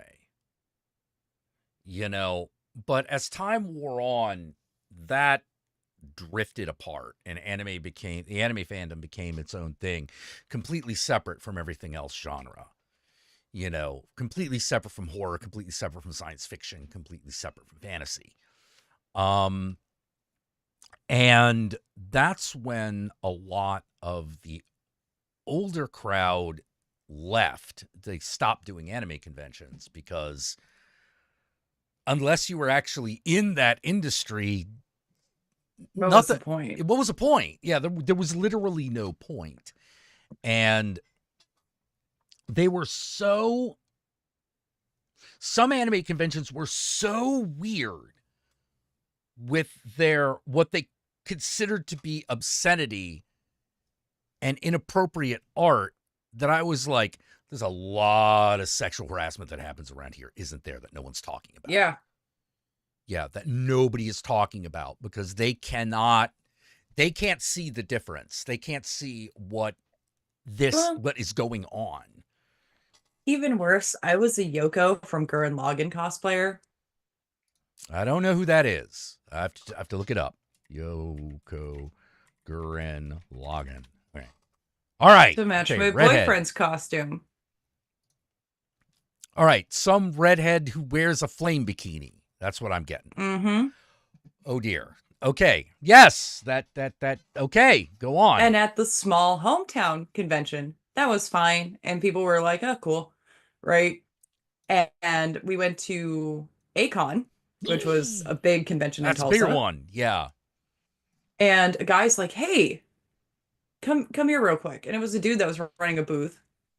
And I mean, I was working the booth for the band, and I'm like, sure, if you want to take my picture with something or whatever, that's fine. I don't care. So what kind of band was this? A ska band. It's a ska band in an anime show? Did they do a song that was in an anime or something? No, but they would do like the theme to Pokemon, and like they do covers and stuff of like anime themes sometimes. Okay. And make it ska. But they Okay, also all did right. their original stuff, which was fine. But if it was an anime convention, they did, Oh, okay, all you want right. to the Sailor Moon theme with horns, like it was fine. Um, but this guy called me over to his booth, and I'm like, sure, if you want me to take a picture with something or you, that's like totally fine. I'm kind of getting used to that. And nope, he showed me the binder full of Yoko porn. Okay. Character's supposed to be 15. I was like, oh, wow. Yeah, Yeah, it's just that's yeah. you don't see many people cosplaying How old was this this character person? anymore. Like, had to be 30s, 40s. Got it. Year old dude running the booth. Oh. I'm like, oh. Well, thank you for showing me that. I got to get back to my booth. I'm so sorry. Thank you. And was like, let alone how many fucking anime fans came up and were like, hey, can I grab a picture with you? Sure. And there was one dude who was like, oh. And I was like, okay, maybe we need to do like approved poses. Wait, what did he do? Oh, like knelt in front of me and just kind of pointed at my boobs. And I was like, while making a face and going, oh, I was like, huh. Okay, we need to do approved poses. Yeah, And then, yeah. but oddly enough, dude dressed as Deadpool. Hey, we're gonna shoot a quick video of me running through this anime convention. Can I pick you up over my shoulder and like run down the hallway with you? Like I just picked up a girl and ran down. And I'm like, yeah, sure. That's okay. You asked permission. Yeah, But I yeah, will, yeah. but I will let you know I am duct taped into this fucking thing. So if something happens, it's on you. Got it. Yeah, I learned not to put duct tape on sensitive areas that day. Yeah. Everybody's got to have one fuck up. Yeah. Oh, yeah. Yeah. I've. Like Yeah, I know what my you're little talking brother. about, yeah. My little brother burnt his face with super glue. I was in a cyberpunk costume and I super glued like chips to my face. Nice. It worked pretty cool until I had to take it off. Then it was like, well, I guess. That hurts. Yeah, that hurts. Well, my brother we used to do, we had a lawn, 3 garages or 2 garages, right? A small garage, big garage, and then we do the lawn. This particular year, my dad took over the lawn. It was Texas Chainsaw Massacre. My younger brother had the big garage and we made it Phantom of the Opera because he wanted to have his girlfriend in the scene with him. And it's like, cool, you're Christine and the Phantom. It's fine. And I was a haunted doll in a dollhouse set with like pictures of like, I had a bunch of stuffed animals that my dad had bought in bulk off eBay. But my little brother was getting pissed off that the mask was falling off his face and that the elastic wasn't working. So we went inside and whatever the mask was made out of reacted with the super glue and made it super hot. Oh, geez. And so it gave him like he got pretty red, like it was sunburned. Like it wasn't too much of a chemical burn, but it was still not great.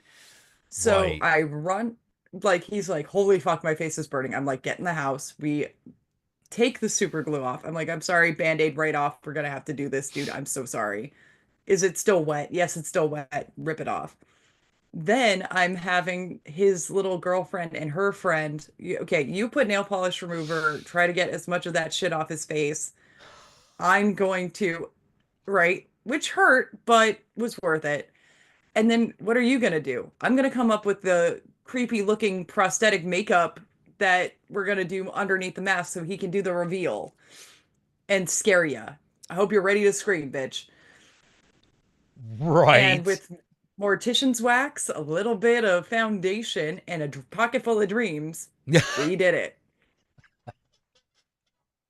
because I really wanted to be like work in effects.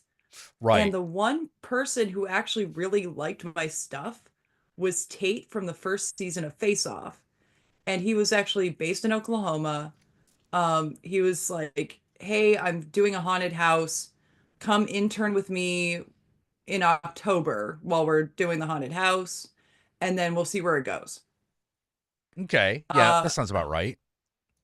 right. And I mean, I was working with tissue paper and fucking mortician's wax and making cuts, bruises, different things. And he really liked what I was doing with fucking jack shit. And then the place that he picked to be his haunted house failed the fire inspection 3 times. And then the building was condemned. Oh, So Jesus. never got that internship. So that project just completely fell apart. Absolutely. Oh, that's too bad. That is too bad. But fun guy. Great guy. And ended up just my last year of high school, whenever they had fake injury day or something, I would like, okay, $4 for bruises. You want to cut, that'll be 5. Big cut, that's gonna be 10. And then my mom was a nurse and taught me how to like bandage arms and shit. So it's like, and if you want a cast, that's gonna cost you 20. Oh, geez. We'll cut it off you at the end of the day. We use one of those little safety spinny things. Well, and it was all like during a charity week we would do. So then I'd take all the proceeds from doing the makeup on everybody to.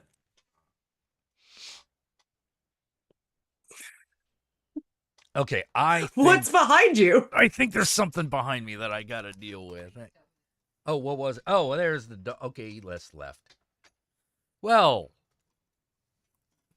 that was the thing behind you? Was the dog. Massimo was the thing behind me, and he wanted out. The creature lurking in the dark. Yeah, it's Massimo. The dweller on the threshold. Oh my God. Holy crap. Oh man, what time is it? Oh geez. We've been rambling on for like 3 hours. It's nice though. I like rambling. It is nice. It is nice. There was a doggy. I like the doggy. He's like, I like the doggy too. He's doggy. I gotta say,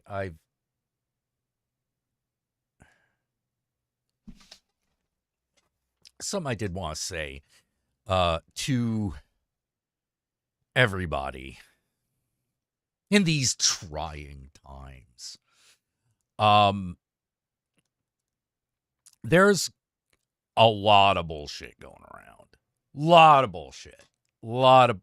And it's bad for you. You know, the most important thing you could do at this period of time, I think, is to be yourself as aggressively as possible. Just be aggressively yourself, because if that doesn't help the situation, ain't nothing gonna. Might I suggest putting spikes on a jacket? Yeah. Put some spikes on a jacket. Get a cool haircut. You know, like I always, that's actually a piece of information that a piece of advice I haven't given in a while, but I stand by it. Get an interesting haircut. You know, trust me, it does wonders for your fuckability, if nothing else, to have a strange haircut. You know, now obviously you don't want it to suck. It can be weird, but I've seen what I'm saying is I've seen some bad haircuts. But like for the most part, if you're like, I always want a mohawk, or I always want a Chelsea or something like that, do it. Yeah. Like, do it. The only reason, because I'm going to admit something. The only reason I've never gotten a tattoo is I don't want to be the guy who has just one tattoo. But if I get a tattoo, I will just have a couple of them. Yeah. I'm actually coming up I have a rule about tattoos. I have to sit with it for a while, the idea. And if I still like it after so many years, I can get it. Yeah, my problem is the tattoo that I still want is a big one. It's a big one that takes up the entire arm. And I've got the Mark of the Dragon, the actual, oh my God. What like House of the Dragon or Like the actual Romanian knights. Oh, like Yeah. like Vlad Dracul kind of. Yeah. Yeah, okay. That thing. I have that. And then on my other shoulder, I was going to get a portrait of Elizabeth Bathory. Which, by the way, there's a t-shirt. There are 2 t-shirts, really. And one of them is Make Carpathia Great Again with Elizabeth Bathory and Make Transylvania Great Again with Vlad. And I am into both of those shirts. But I'm yeah, bald, so it's no like- interesting haircut for me. Then do something with your baldness. There are things that you can do with baldness. You can Now, tattoo granted, the yourself. only thing you can't do is have hair. But trust Temporary me. tattoos. Yeah. Like you could always get a tattoo on top of your head, or the only thing. Okay, there's only one thing I understand about guys who are bald, which is top of your head gets sunburned very easily if you're a white guy. I had not considered, I did not realize this until I knew enough white guys who were bald. And I was like, oh, that's why you always wear that shitty hat. You get a better hat, dude. You need to get a better hat. You know, baseball cap don't cut it. You know, gotta get something else. Something a little different. You know, I didn't realize you got red all over. What, me? Yeah. No. When I think I was on the pier with Josh, and then I noticed, like, hey, babe, we need to go sit in the shade for a little bit. You're getting overheated. Yeah. Yes. It was so cute. Yeah, I have I'm part Irish, like legitimately. I don't like saying that. I don't like saying that because every other white person is Irish, right? But I actually legitimately am. Like we're talking like 2 generations off the boat. Nice. You know, but with that comes rosacea. I have a slight amount of rosacea, and once you know it, you can't unsee it. You know, because my face gets red very easily. The rest of my body, just anything from like the neck down will tan. This gets red. And I hate that. I hate it because I wouldn't mind if it was just like, deep tan all over. That ain't the way it goes. You know, I'm kind of with Bill Hicks there. Under a neon bar light, I look pretty cool. In daylight, yeah, not so much. You know?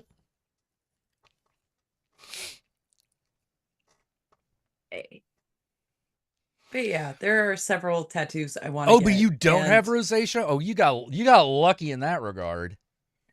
You got lucky in that fucking regard.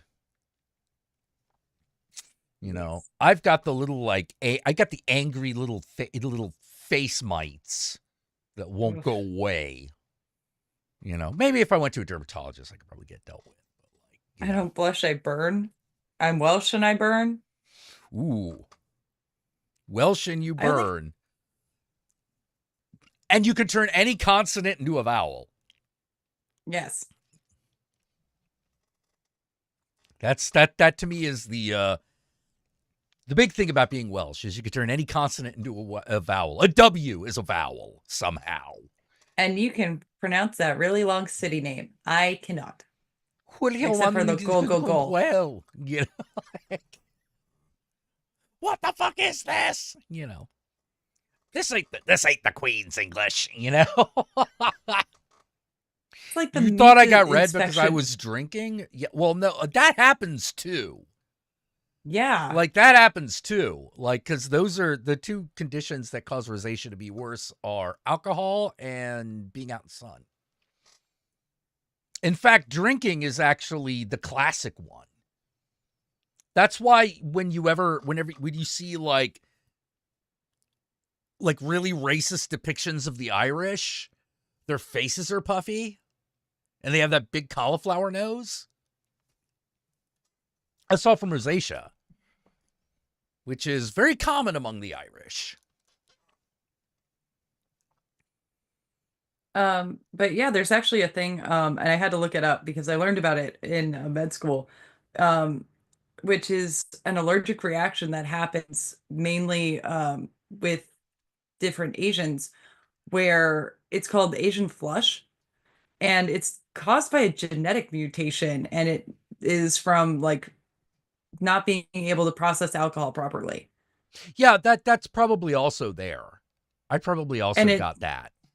as a result, redness, nausea, inflammation can be an isolated experience for some. But yeah, it's a phenomenon. It's a thing. Yeah. Yeah. Also, these days I have high blood pressure, so that's another reason sometimes my face gets pink. You know, or as they call it now, what do they call it now? Like, it's not high blood pressure, it is hypertension. Hypertension. Yeah. Sun Wizard's like, I do look good in beanies, though. Yeah, there you go. There you go. Wear a beanie. Right. Don't wear a baseball cap. Everyone wears a baseball cap. Doesn't make you special. Beanie is like, that's different enough. But yeah, okay. I was telling Jack earlier, we're talking about being our most authentic self. I accidentally wore an upside down cross to my kids' kindergarten meeting today. Felt proud after the fact when I realized I was wearing it, but I did it. It made me happy in the moment. Hell, I went to that fucking record thing and then people gave me bracelets. And I'm like, oh fuck, I just joined a cult. One says Skeletor, the other one says Dance Macabre, and the other one is a Secondo one. And it was just Lucky Dip from a bag, and they were doing it like it was a fucking Taylor Swift concert. I'm like, okay, y'all people are cool. I don't have to talk to anybody, and you just handed me free shit. I love you guys. You're amazing. But I am the mom that's like, no, if my son calls you an asshole, you're probably being an asshole. This is the mom I've always wanted to be, where it's like, yeah, no, dude. My son in the mornings has been putting on different songs he knows I like. So there's nothing like walking into the house when Number of the Beast is playing. Oh, we're doing Satanized again? Fuck yeah, buddy. I thought you might have had a bad day at work, so I wanted you to listen to a song. Sometimes I want to go thank you. Sometimes I want to go like super like satanic panic Satan idea of a Satanist.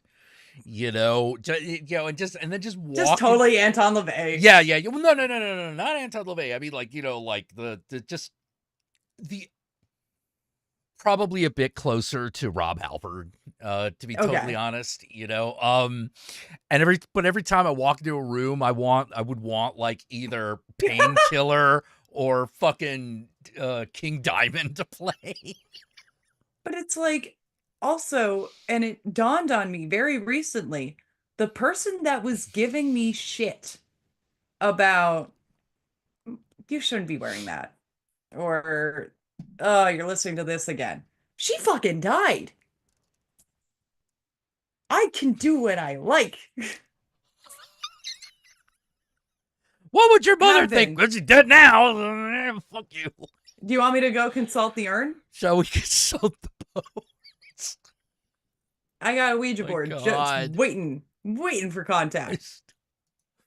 Oh God, I still can't believe I still can't believe I have like some of Shirley Jackson's ashes. Oh my gosh, really? Yeah. Fuck. Yeah. I was for a while. He disappeared. Like James Harris from a fucking Shirley Jackson novel. He disappeared, and we never saw him. But we saw him again. But we met his grandson, and because it was weird because he was like looking at our library. He was in our library during a party. He's like, "Wow, you really like my grandma." And I'm like, yes. I think you're going to have to run that by me again, man, because I don't know what the fuck you're talking about. And he's like, well, did you have this entire shelf of her books? And I'm like, oh, who is it? And I was expecting like, like maybe he was like Kath Koja's like grandson or something. And yeah. So, but it turns out it's Shirley Jackson. And I'm like, well, yeah, she's one of the greatest horror writers of all time. She's one of the greats, And he was like, yeah, that's my grandmother. And I'm like, okay, I got to ask then. So I got to put you through the test. What? So she's your grandma. That means so-and-so is your mom. And he's like, yep. Yeah, that's my mom. And I'm like, is it true? And he's like, you're going to have to be more specific. And I'm like, the drum, is it true? He goes, that she has grandma's bones around her ceremonial drum, which she plays all the time. Yes. Yeah, that's accurate. That's true. And I'm like, cool. Amazing. That is amazing. And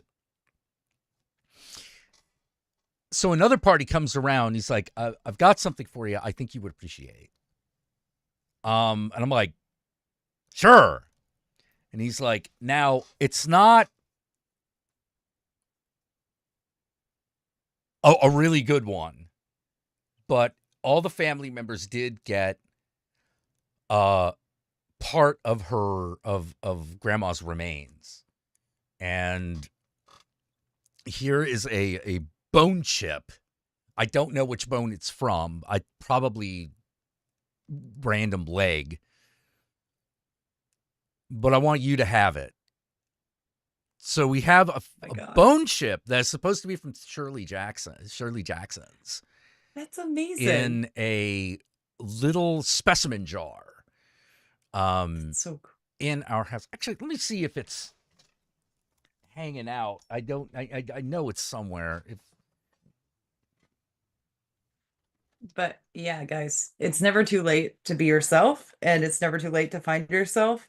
And yeah, I'm who I want to be. I'm the horror metal mother that, hangs out with her kid, and it's like, yeah, absolutely. You want to listen to Iron Maiden again? We can listen to Iron Maiden. Fuck yeah. You want to listen to Ghost on repeat? Let's do that. You want to listen to Rammstein? Fuck yeah.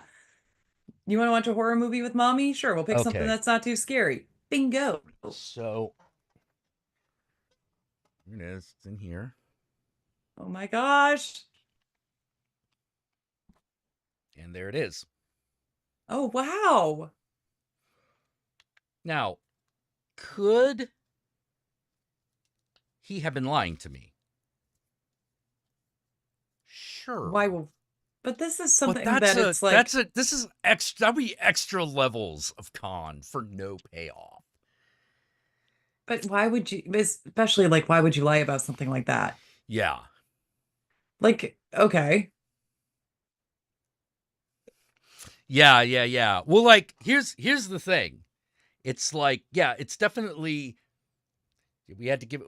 I really want to put it in like a little, like an official like reliquary, but this is where it sits now.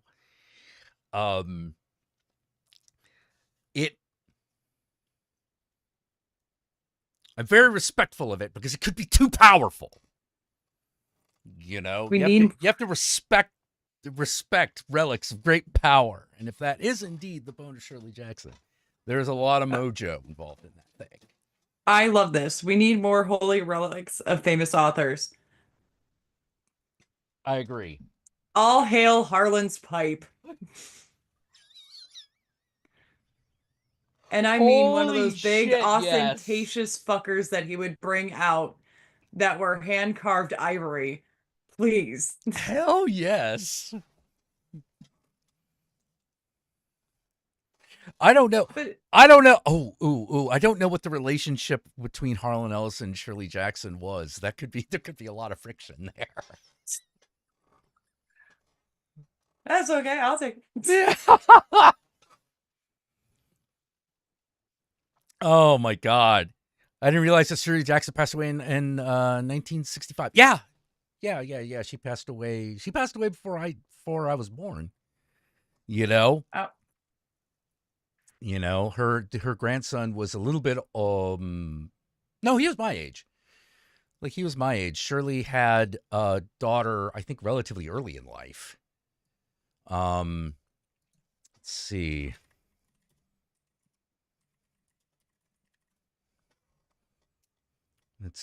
Yo, a Ray Bradbury reliquary would go so fucking hard, especially if it's his glasses.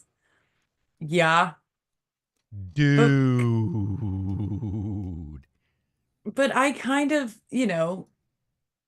if you could have, okay, you get the ashes of a famous author. What would you put them in? Because I feel like I have to haul out a typewriter for some people, Yeah.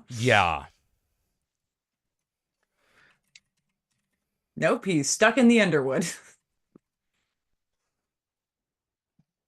And by the way, he's pissed off about the last Dangerous Visions. It was never supposed to be released. Stravinsky, you dick.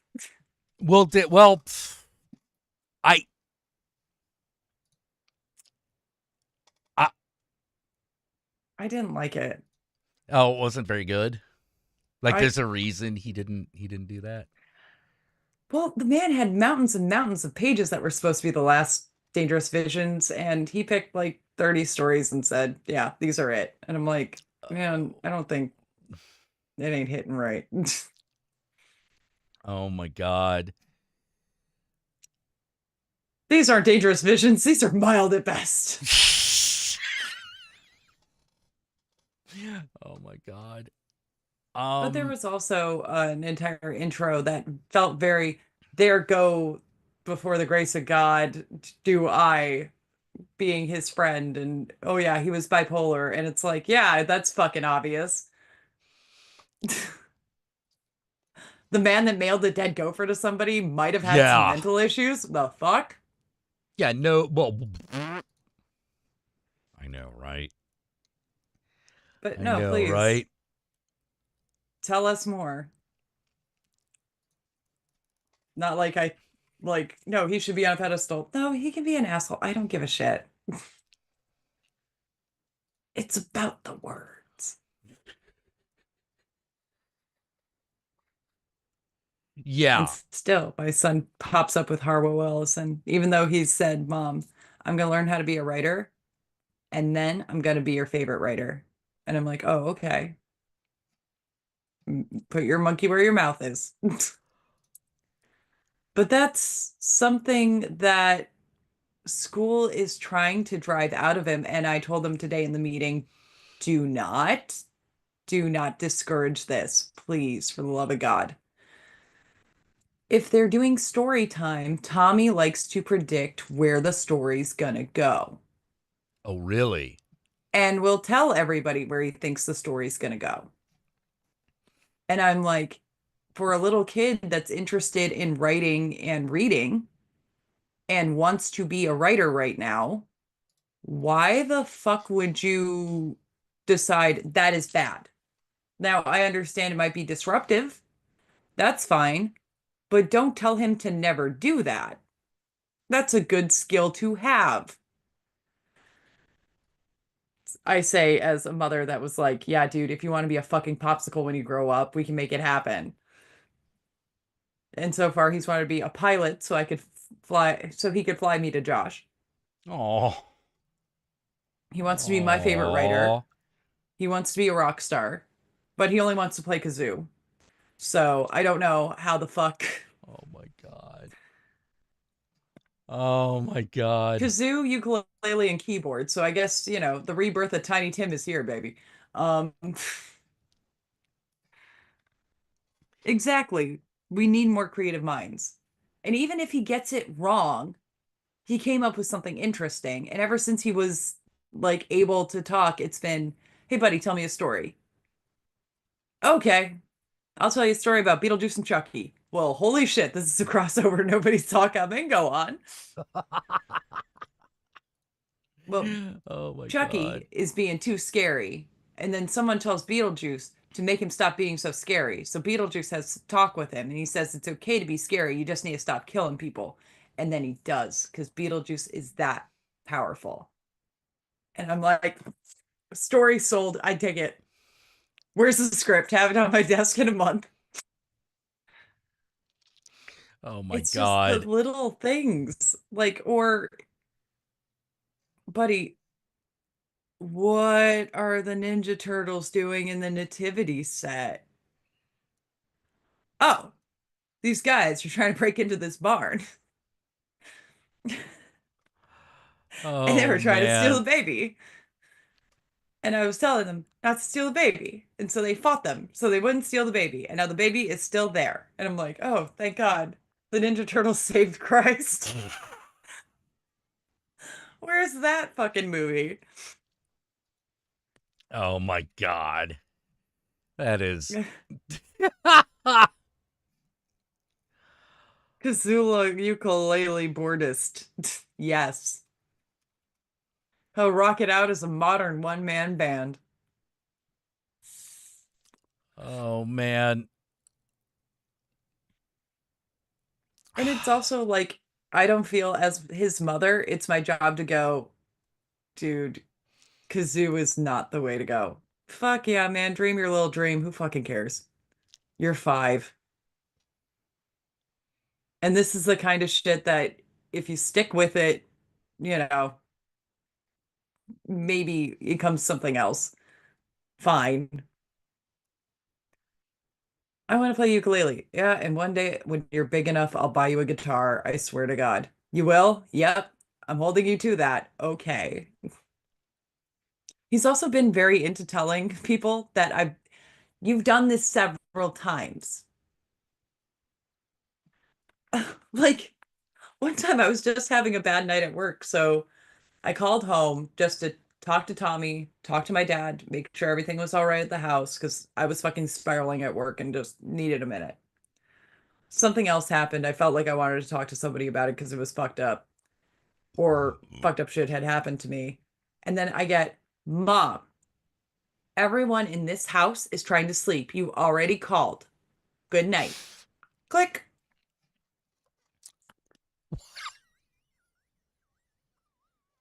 And I'm shocked. What? I am appalled.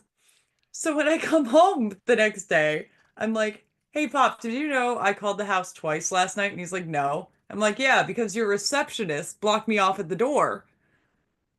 And my son went, you called several times. You called several times. It was ridiculous. You need to call not so much. And then he walked away going, ridiculous. And I'm like, well, this and that and the other happened. That's what I wanted to tell you about, but now it just feels ridiculous. But you keep doing this. You've done this several times. What is this? And I'm like, where the did you pick this up? There are some things I know you picked up from me, and there are some things that you're mishearing, and that's fine. We already talked about that one.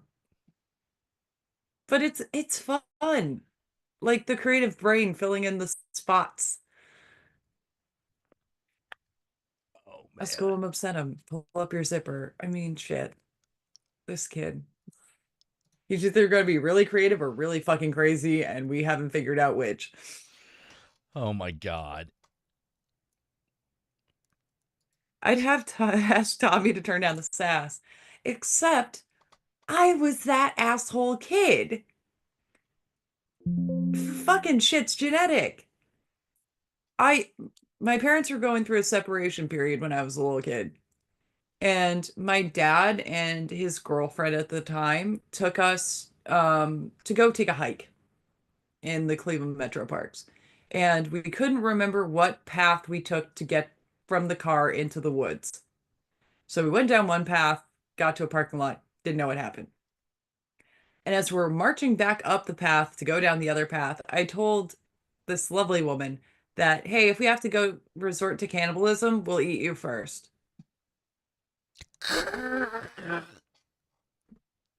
And just kept marching down the trail. And then when my dad asked, why the fuck did you say that to her? What, you want her to eat your kids?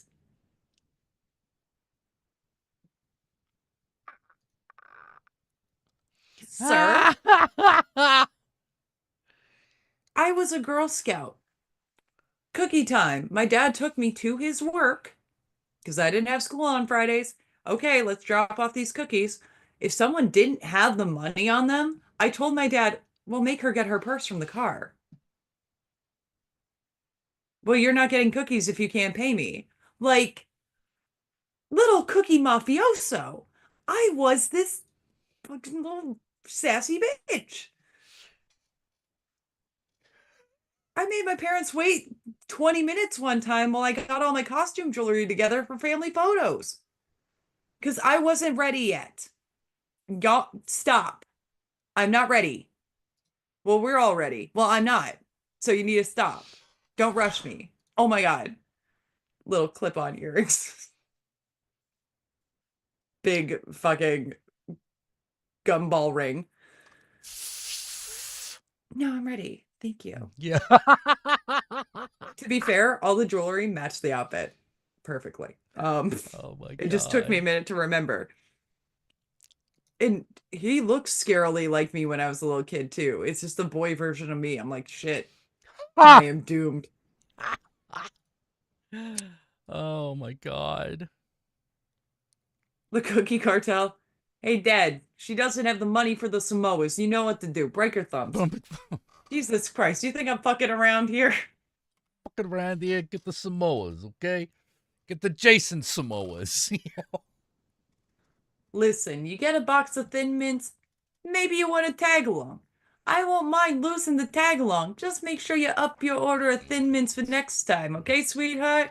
You're looking good. We love you. Oh my God.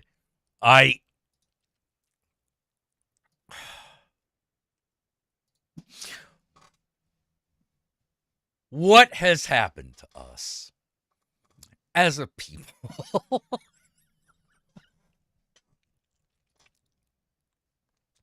The funny thing is, I actually think about this a lot, you know, like one of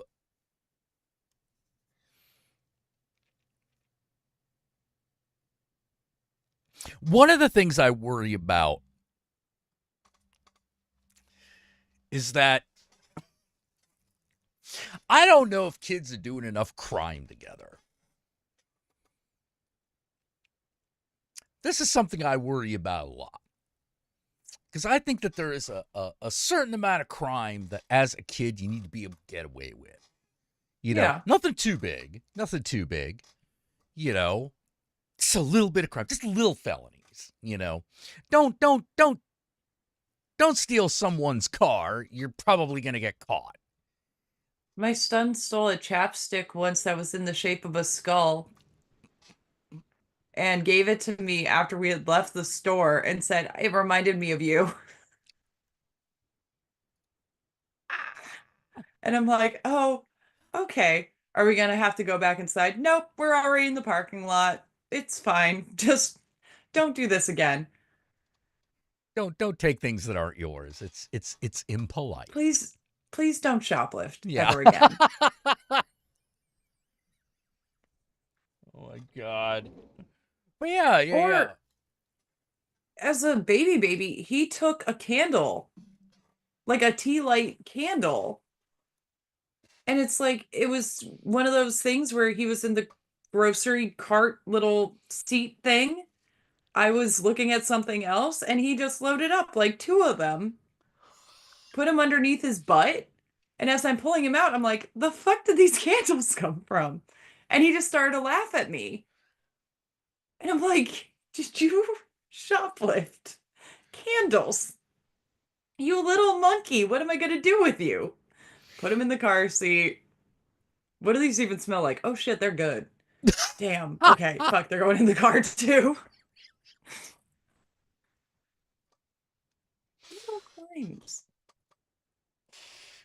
Yeah, I worry people aren't doing enough crime, but then again, I'm a weirdo, I At the didn't same time, do a lot of crimes as a kid, but I did way more crimes as a young adult. I was at work yesterday. My friend snuck me out for a cigarette break in her car. Our supervisor walked out and she saw me sink in her car, like past the window, and like, just tell me when she's gone. And she's like, ooh, somebody's done some sketchy shit around the cops. And I'm like, bitch, shut the fuck up. We'll talk about my past later. Just let me know when Chanel leaves. B drugs. Wait. B drugs do crime. Crimes. Yeah. Breaking the law, breaking the law, breaking the law, breaking the law, I think there comes a time, and I believe that we are coming up, I believe that we are there again, where disobedience is a virtue. Yes. Oh, man. Even my son in Walmart, there was a cart. Somebody had their cart at a diagonal in the toy aisle and very loudly said, whoever did this is a total asshole, and kept walking. As the person's like right there. And she like huffed, and I'm like, what? You were an asshole. Yeah, you got caught. Don't fucking blame me because you got caught. Hey, if he was lying, I'd do something about it. Bye. Bye. It's the little things. It's the little fucking things that you can do in this world. Yes. Yeah, the little things you can do in this world and kind of get away with them. It's very, very, very important. And dude, but I'll be honest, some of the weirdest encounters I've ever had. They're also some of the most, they weren't the most, it's hard to say that the street and bar fights weren't the most terrifying things that ever happened to me. But they weren't. Because I live, and here's the weird thing about them. It's because I lived through them relatively unscathed. Yep. Did I do very well in the fight? Hell no. Hell no. I was at best there. I walked away though. But I walked away without injury, But damn, it's a weird feeling. It is a weird feeling now to be like, yeah, remember that time? Because I don't remember any of these people. I don't know any of these people anymore. But there is a part of me that occasionally goes like, Jesus Christ, remember that time we fucking got into that street fight in Baltimore and it was punks against the fucking skinheads and like knives were out and everything? How come I don't remember that? How come that wasn't a more traumatizing moment? It could have been blocked out because it was traumatizing. Yeah, it totally could be. I remember all I remember, I stabbed a guy and I ran away. Those are the two things I remember. Oh, so that was you. yeah, right? But it was like Baltimore, late 80s, early 90s. And fights with skinheads were not, fights with like racist skinheads were not, well, let's be perfectly flat out. It's Aryan Nation guys, you know, in Hey, Baltimore, not uncommon. that might get popular again. Yeah, I know, right? Ugh. Hey, I'm proud that one town in Ohio ran off a group of Nazis and then trashed their fucking cars because they weren't allowed to take them. And the cops sat there. Yeah, that's the upsetting part, you know. No, the cops let these people trash the cars. Oh, They helped scoop these people off the bridge because fuck you, you're Nazis, get out of our town. And then, oh, I'm sorry that all your windows are broken and your tires are slashed and there are dents and the swastikas carved into your car so everyone can know when you're going home that you're a piece of shit. yeah. We didn't see what happened. But we were parked here all night, but we didn't see shit. We didn't see it. We didn't see shit. I'm like, well, fuck.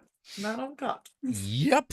Well, that's what you that's what you get, and that's what you fucking deserve. If you're a white supremacist. You know, could have been worse. Well, reiterate. Been a Yes, lot it's worse. okay to punch Nazis. Very okay. Possible. Large. Hey, you got to remember, sometimes it's not just a defense mechanism, survival mechanism. You know, when you're dealing with people who have no regard for your life because of either the color of your skin or the color of your friend's skin. Yeah. No, you don't have to Fuck put outta up here. with that. You don't have to put up with that. You know, I know it's scary. Hell yeah, I know it's scary. But like, you're not wrong for fighting back. You know, you're never wrong for fighting back against neo-Nazis. You just aren't. You know, and I get very frustrated with people who repeat these talking points of like, well, we need to keep our, we need to be, for some reason, we have to be nice to these people. I'm like, no, we don't. No, we don't. Like, this is an old fight and feud that is being held up entirely by one side. You know, other people are angry, other people are resentful, but they're willing to let it go if their life gets better. And then you have people who will spite themselves, who make their lives worse just to make it worse for other people. That's what you're fighting against. You know, they don't care. They know their life is shit. They don't care if it could be better as long as it becomes worse for you. When they say, like, when they're happy that like liberals are upset, they are. That's their payout. That's their payday. That's what they get. And you may very rightly so go, that is the stupidest thing ever. And you're not wrong. You are absolutely correct. It is stupid. But you have to remember, you're dealing with stupid, petty, and cruel people. So the amount of joy that they get from making liberals upset is worth all the pain that they inflict on themselves. That's their mentality. That's the mentality. And what do you do against that? Well, you defend yourself against it. That's it. That's all you can do. That's all you can do is defend yourself. And the first step in defending yourself is realizing that you have a right to exist. And if this guy throws a punch, you can throw one back. And that's the truth. That's the truth. Because if it comes down to, well, we're going to use force to see who's right. Okay, Yeah. then that's what we'll do. If we have to do it this way, then that's what we'll do. You know? And I'm going to tell you over and over and over again, the multicultural cultures always win. They always win in the long run. There is not a good exception to this.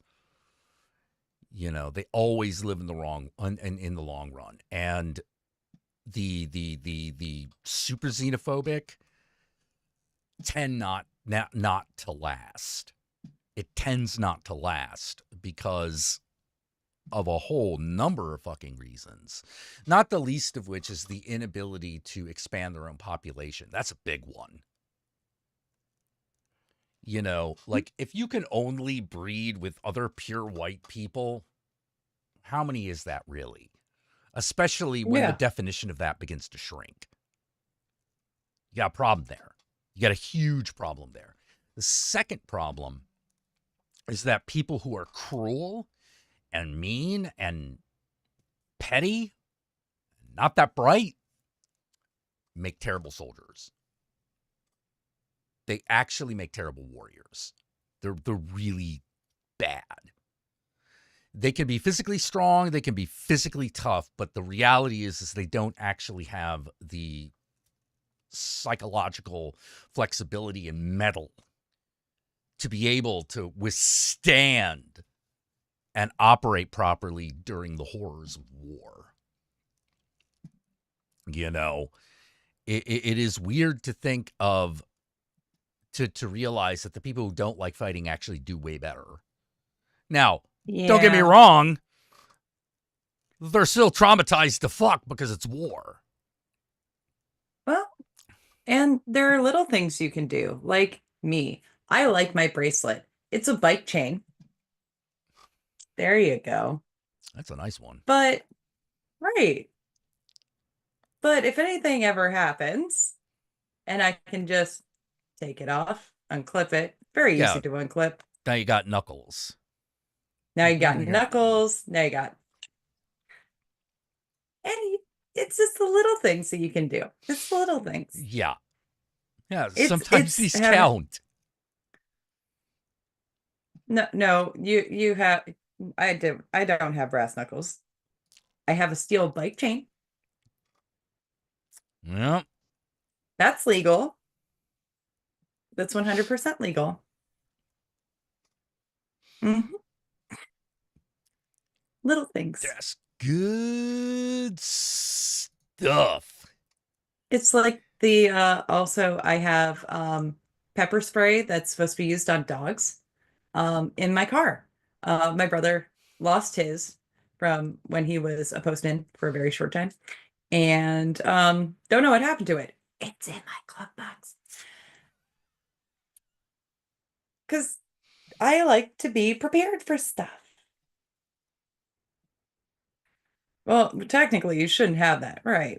I should not have anything above the legal limit for mace in Ohio. What's that winking thing you're doing? Right. No, I'm just making sure we're both on the same page. Yeah. Like, no.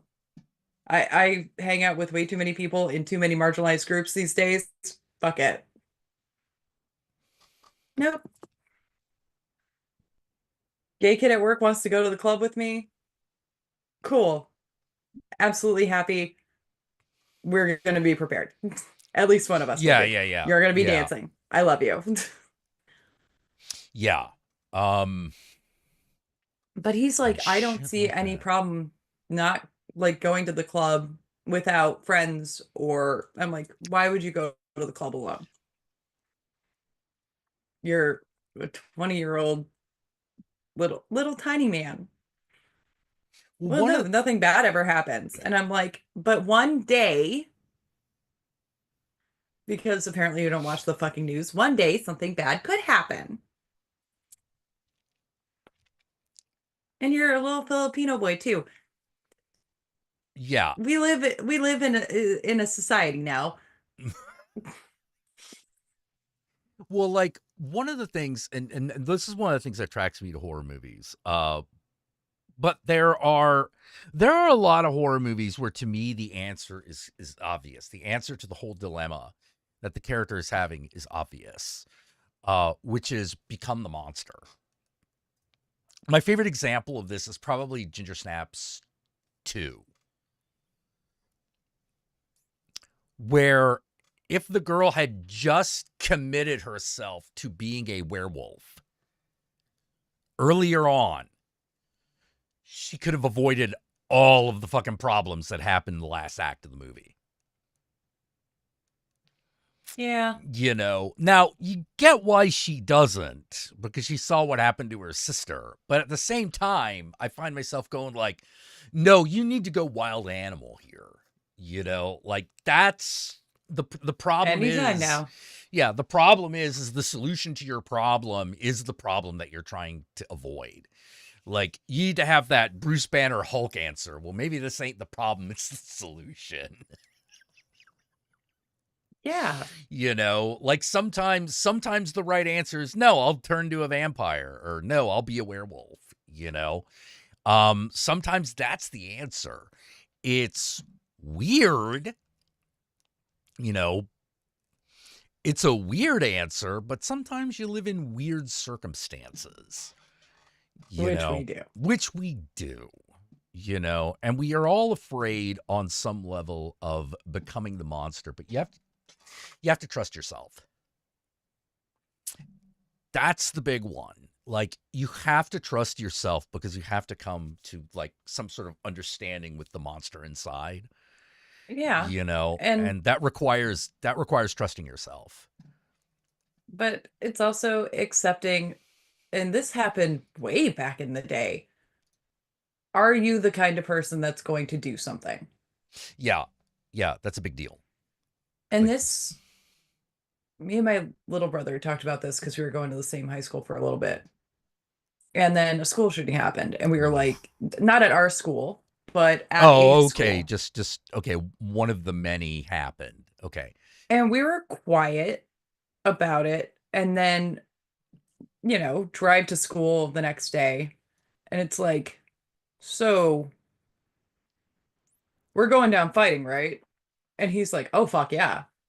And that day, him and his friends all agreed that it's like, nope, if 5 kids in backpacks with books shoved in them run up on somebody, yeah, how many are you gonna fucking take out? Yeah. If it's 5 against 1, the 1 is going down. And I had a copy of the key from the chemistry classroom, and I knew what shit made stuff explode. Yeah. Well, it's one of those things that kind of makes me mad. The school shooting situation is one of those things that makes me mad, because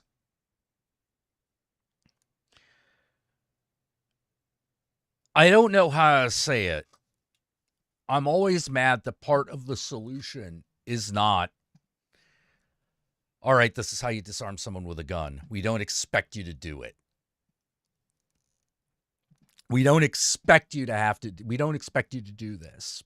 But if you have to, it can make the difference. This is how you defend yourself against someone with a knife. It's not perfect, you know, or as my instructor always said. Actually, her thing was like, oh, I would much rather fight a guy with a gun. And I was like, why? And she's like, because it's easier to disarm a guy with a gun than a guy with a knife. I was like, eh? And of course she demonstrated. And it was like, oh shit. You're right. You know. Wait. And someone just said it. Uvalde was one of the biggest mask off moments for the police can't actually handle that shit show. Yeah, because that's you feel like, well, that's supposed to be one of the things the cops are good for, right? Shooting a motherfucker. But me and my brother basically were like, no, we're not waiting for fucking cops to arrive. We'd rather, if we're gonna go down, we're gonna go down fighting. Yeah. No fucking way. We're waiting for. We were in a rural town in Oklahoma. Again, we're not waiting for the fat ass cop to get out of Sonic to wander up to the school and expect him to fucking say no. Yeah. Plus, one of our coaches very openly had a gun in his desk, and I'm like, cool. If I'm by his room, I will go get his gun. If he doesn't already have it and is working on a plan. Right. If not, right. Chemistry classroom, I'm gonna make a boom. Right. And did you grow up shooting? Yes. Yep. I did not. I did not, and I am not. I don't think I'm a particularly good shot anyway. But I know my friend. Dad made. Your dad, what? My dad took me shooting officially at a range when I was 16 because you were allowed to. And he's like, "You missed the part of the target that you're supposed to hit, honey." And I pulled the target up and I'm like, "No, I hit exactly what I was aiming for. All my shots were between the target's legs." I'm like, "No, if you want me to use this and I ever have to, I know what I'm fucking doing." Yeah. Yeah. I could hit the chest if I wanted to. I could hit the head if I wanted to. But for the situation I might be in, we're taking out generations of this fucker.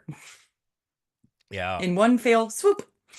One of my friends, Michael, Mike Moss, who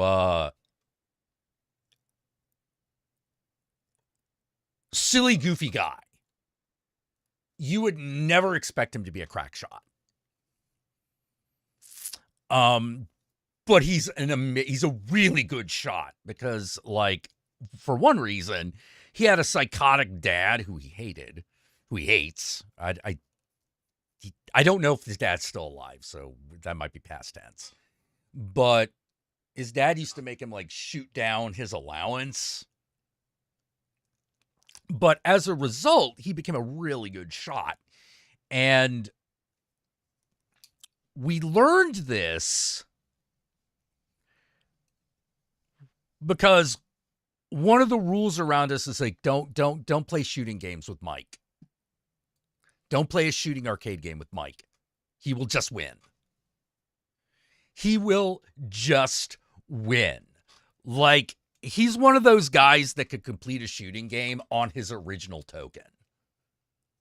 House of the Dead must have been a lot of fun. It's like, Jesus Christ, dude. Well, like, he was like he was an expert in all. He didn't have to have played the game before. He was just already an expert.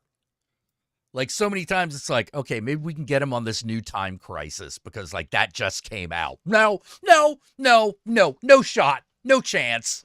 No chance at all.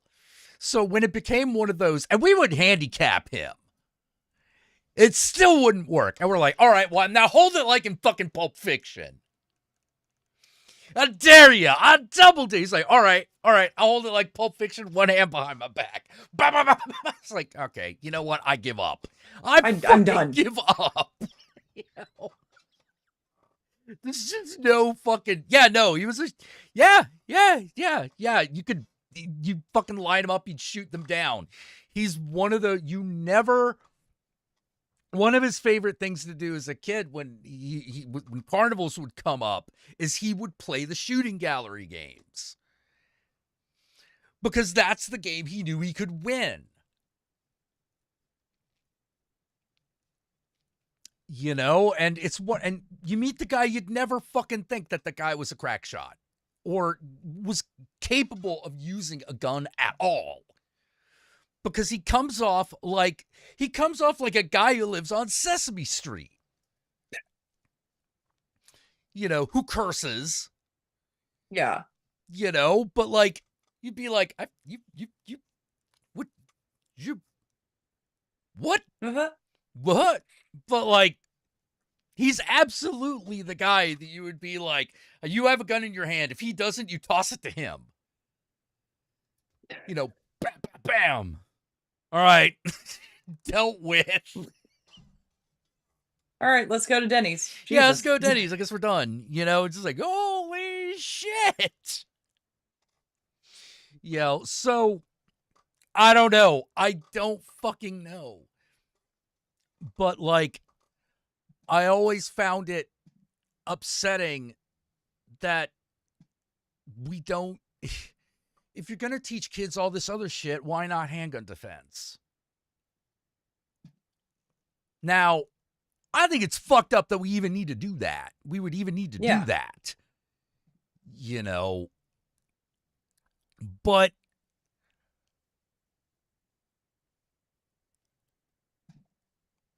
I don't know.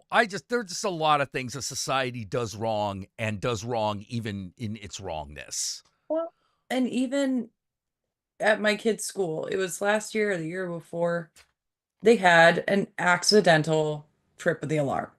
Okay. So we all got notified that there was an accidental, like, hey, treated it as a shooting drill. Um, Everyone did what they were supposed to do. We were happy with the response of everybody. And part of me is like, yeah, I don't like this 100%. Getting that email made me sick. But at the same time, part of my back of my brain's like, send my kid out. He will fucking fight anybody. He is the definition of ankle biter. Just get him and a couple of his friends. They will tackle him. He will lead them to tackle. That is what he is good at. They will not see Yeah. Well, like one of the things the human tornado coming. Well, I remember being a kid and coming up with, like, I don't know how well effective this would be in general, but it strikes me as better than nothing. But just the, like, I don't know how many books they still put in backpacks, but back when you had a backpack full of books, yeah, the realization of like, wait, that's a shield, that's a piece of armor, you or know. a very good bludgeon, as my older brother taught me on several occasions. We had just moved to Midland, Texas. Two kids picked on him, threw a hot dog at him, and he wailed on him with his backpack. He hadn't gotten a locker yet. So all of his books and notebooks were in there. He broke a guy's nose with the weight of his backpack, and he's like, I'm not fucking sorry about it. And it's like, yeah, don't be. My parents took him out for a steak dinner. Well, yeah. There's you have to be happy when a kid defends themselves, you know. You know, sometimes a kid finishes a fight, he doesn't start it. He or she don't start it.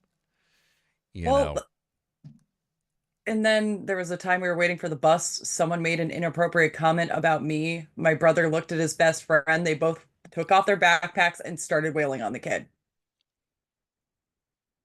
Oh, and man. I'm like, just turned my head to see like dude on the ground bleeding, and then my brother standing there with the backpack breathing heavily, and I'm like, we can talk about this later. I'm just bust. Yeah. What the fuck did Scott do? He made a comment about your ass. Oh, thank you. Oh, yeah. Yeah. Don't talk about my fucking sister. I will beat you with a fucking backpack, you goddamn creep. Yeah, absolutely. Autistic older brother for the win. He was nice until you fucked with him. Well, yeah. You know, that's probably how it should be. You know? Probably how it should be. You know, I don't know. Nothing else I can say to that. Good going. Good job, Sam. Good job, Sam. Yeah. Oh, okay. It's like 4 hours. I'm starting to run out of steam. I saw you yawn a few times, so just a couple. Probably time for us to say good night. I had a great time talking with you, as always. I have a great time talking with you too. Yeah. Oh, let's see. I wonder what. Maybe I'll. Hail Satan. Hail Satan. I want to thank Joe Care for his generous donation. And I want to thank all of you for coming. I'm always glad that you show up. I'm always glad that you comment in the chat room, even if I don't always answer all your questions, like maybe I should. But I am still happy that you are here, because without you, there's no show. There's no show without you guys. And I really appreciate you coming so that there can be a show. And thank you for listening to me blather on too. And also for someone that said, what do I think of the new Ghost single, or what we think? Peace Field's great. Yes. Peace Field's great. It's a real journey. It takes you on. Okay. Real quick. Yeah. They did Journey. They did an Iron Maiden song.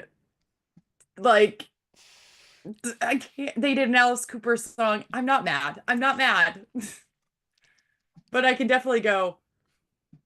We're doing the drum like intro to a song and then cutting into the okay. That's early Iron Maiden. I can do good. I can Well, dig yeah, it. yeah. We're Like, good here. Tobias Forge was like, yeah, I want to do an album that was a little more lighthearted, not entirely doom and gloom, although there is a little bit of doom and gloom, but just I think we need a break. I think we need a break and do something a little more fun. And so like hence the journey, hence the Iron Maiden.